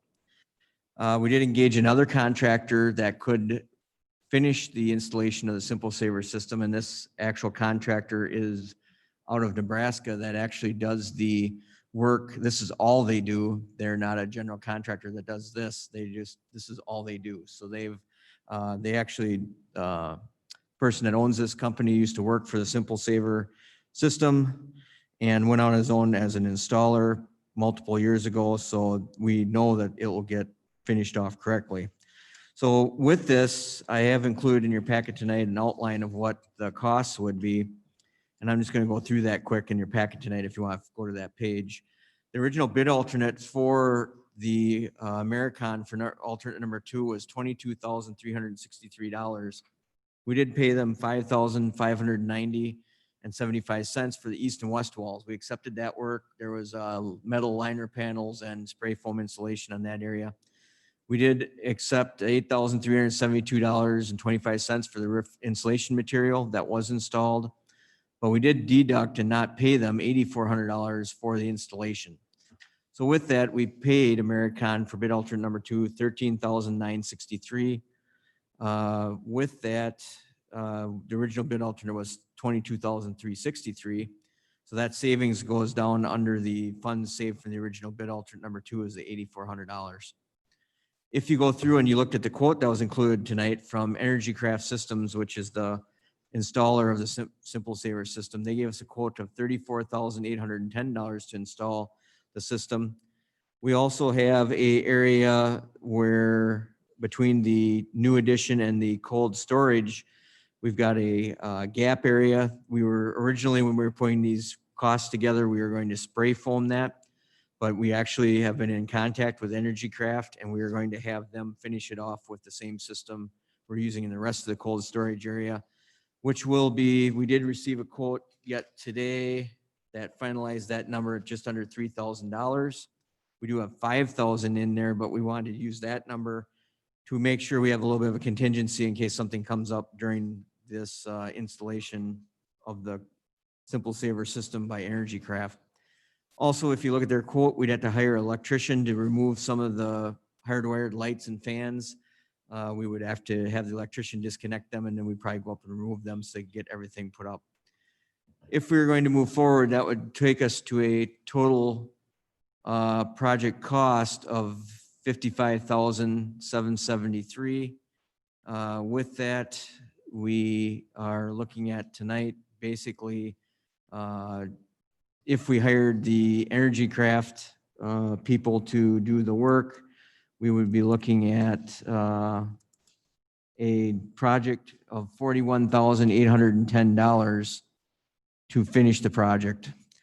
With that, we also then looked at the total cost of the $55,000 and went back to the original bid, which is in your packet tonight, and looked at that bid alternate. And if you look at those bid alternates had a wide range of costs. So looking at what, when our general contractor that we released the bid to as the apparent low bidder, I don't think they maybe understood everything that needed to be done. Their low bid was $22,363. You can see that we actually have two bids that came in actually even higher than what, if we finished the project today using Energy Craft, we had two bids that were actually higher than that. And then we had one bid that was slightly lower in it and a couple, once again, that were lower. But we're within the range. What we're trying to show is we're within the range of costs that the contractors bid. So we feel that getting it finished with Energy Craft is the best way to finalize out the project. We've got understanding with the general contractor. We're working on an agreement to get to that point to finalize out the general contractor's bid, but we would like to get Energy Craft in to finish the cold storage, because right now we've got probably 200 slits in the ceiling that are hanging down. So I found we did save funds on the Sunset Vista subdivision project, so that would be where the funding would come from for the rest of the Energy Craft work. So I guess with that, I'd open it up for questions. Thank you, Jared. What looked to me to be a complete mess, you explained it, and I followed everything you said, so I appreciate you dissecting that, because that was a real mess, but I appreciate you having the sheets and the original bid tabulations 2019, because you really laid it out and explained it very, very well. So I Just appreciate that. as a side note, staff has spent a lot of time on this issue with the shop, Public Works Edition, going back and forth with the contractor, trying to resolve this issue. And I think a lot of work's been put into it. It's not a perfect situation, but I think this will get us to the point where we'll have something that we can be proud of and it'll last a long time. Yeah. Thank you. Fred? I'm okay moving forward and I have no problem making a motion to do so. The only concern I have is I want to make darn sure that the individual that installed this forfeits the idea that he's going to get any funds for the way it was left. That's the $8,400 deduct. So the original bid alternate was $22,363. We're paying them $55,90.75 for the east and west walls, which we've accepted. Mhm. We've given them $8,372 for basically the material that they put up, and we subtracted $8,400 for the installation. So we've got value out of the material that's there, because that's going to get reused. The insulation in the roof's going to get reused. Energy Craft to come in and put a new liner on that will be put up as part of the $34,810. So we have deducted. They bid it so cheap, there's not much to deduct. I mean, that's literally the problem. They bid it so cheap, there's not much to deduct. If it is, do those numbers And following, the company is accepting the fact. they are accepting that fact. We've got the city I'll make attorney. a motion that we move forward with Energy Craft to complete the project and then forego paying the main contractor, the $8,400. I'll second.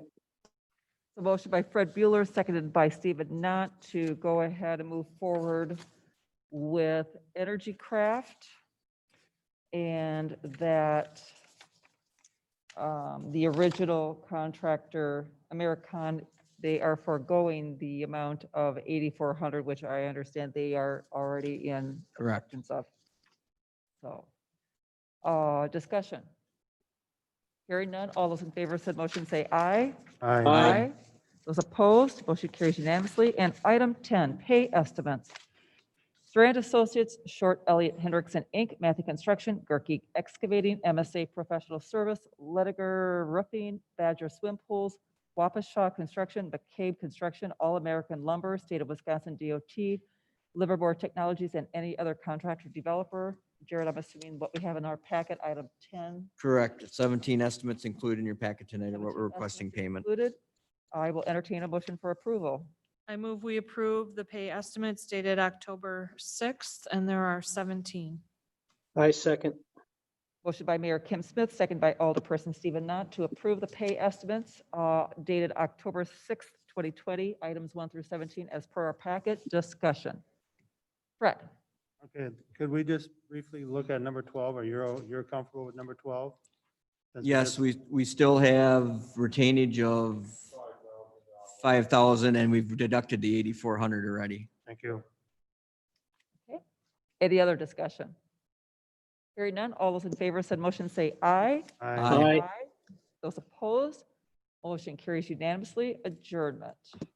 So I moved. make, Motion Second. by Jared, second by Stephen Nutt to adjourn at 9:59.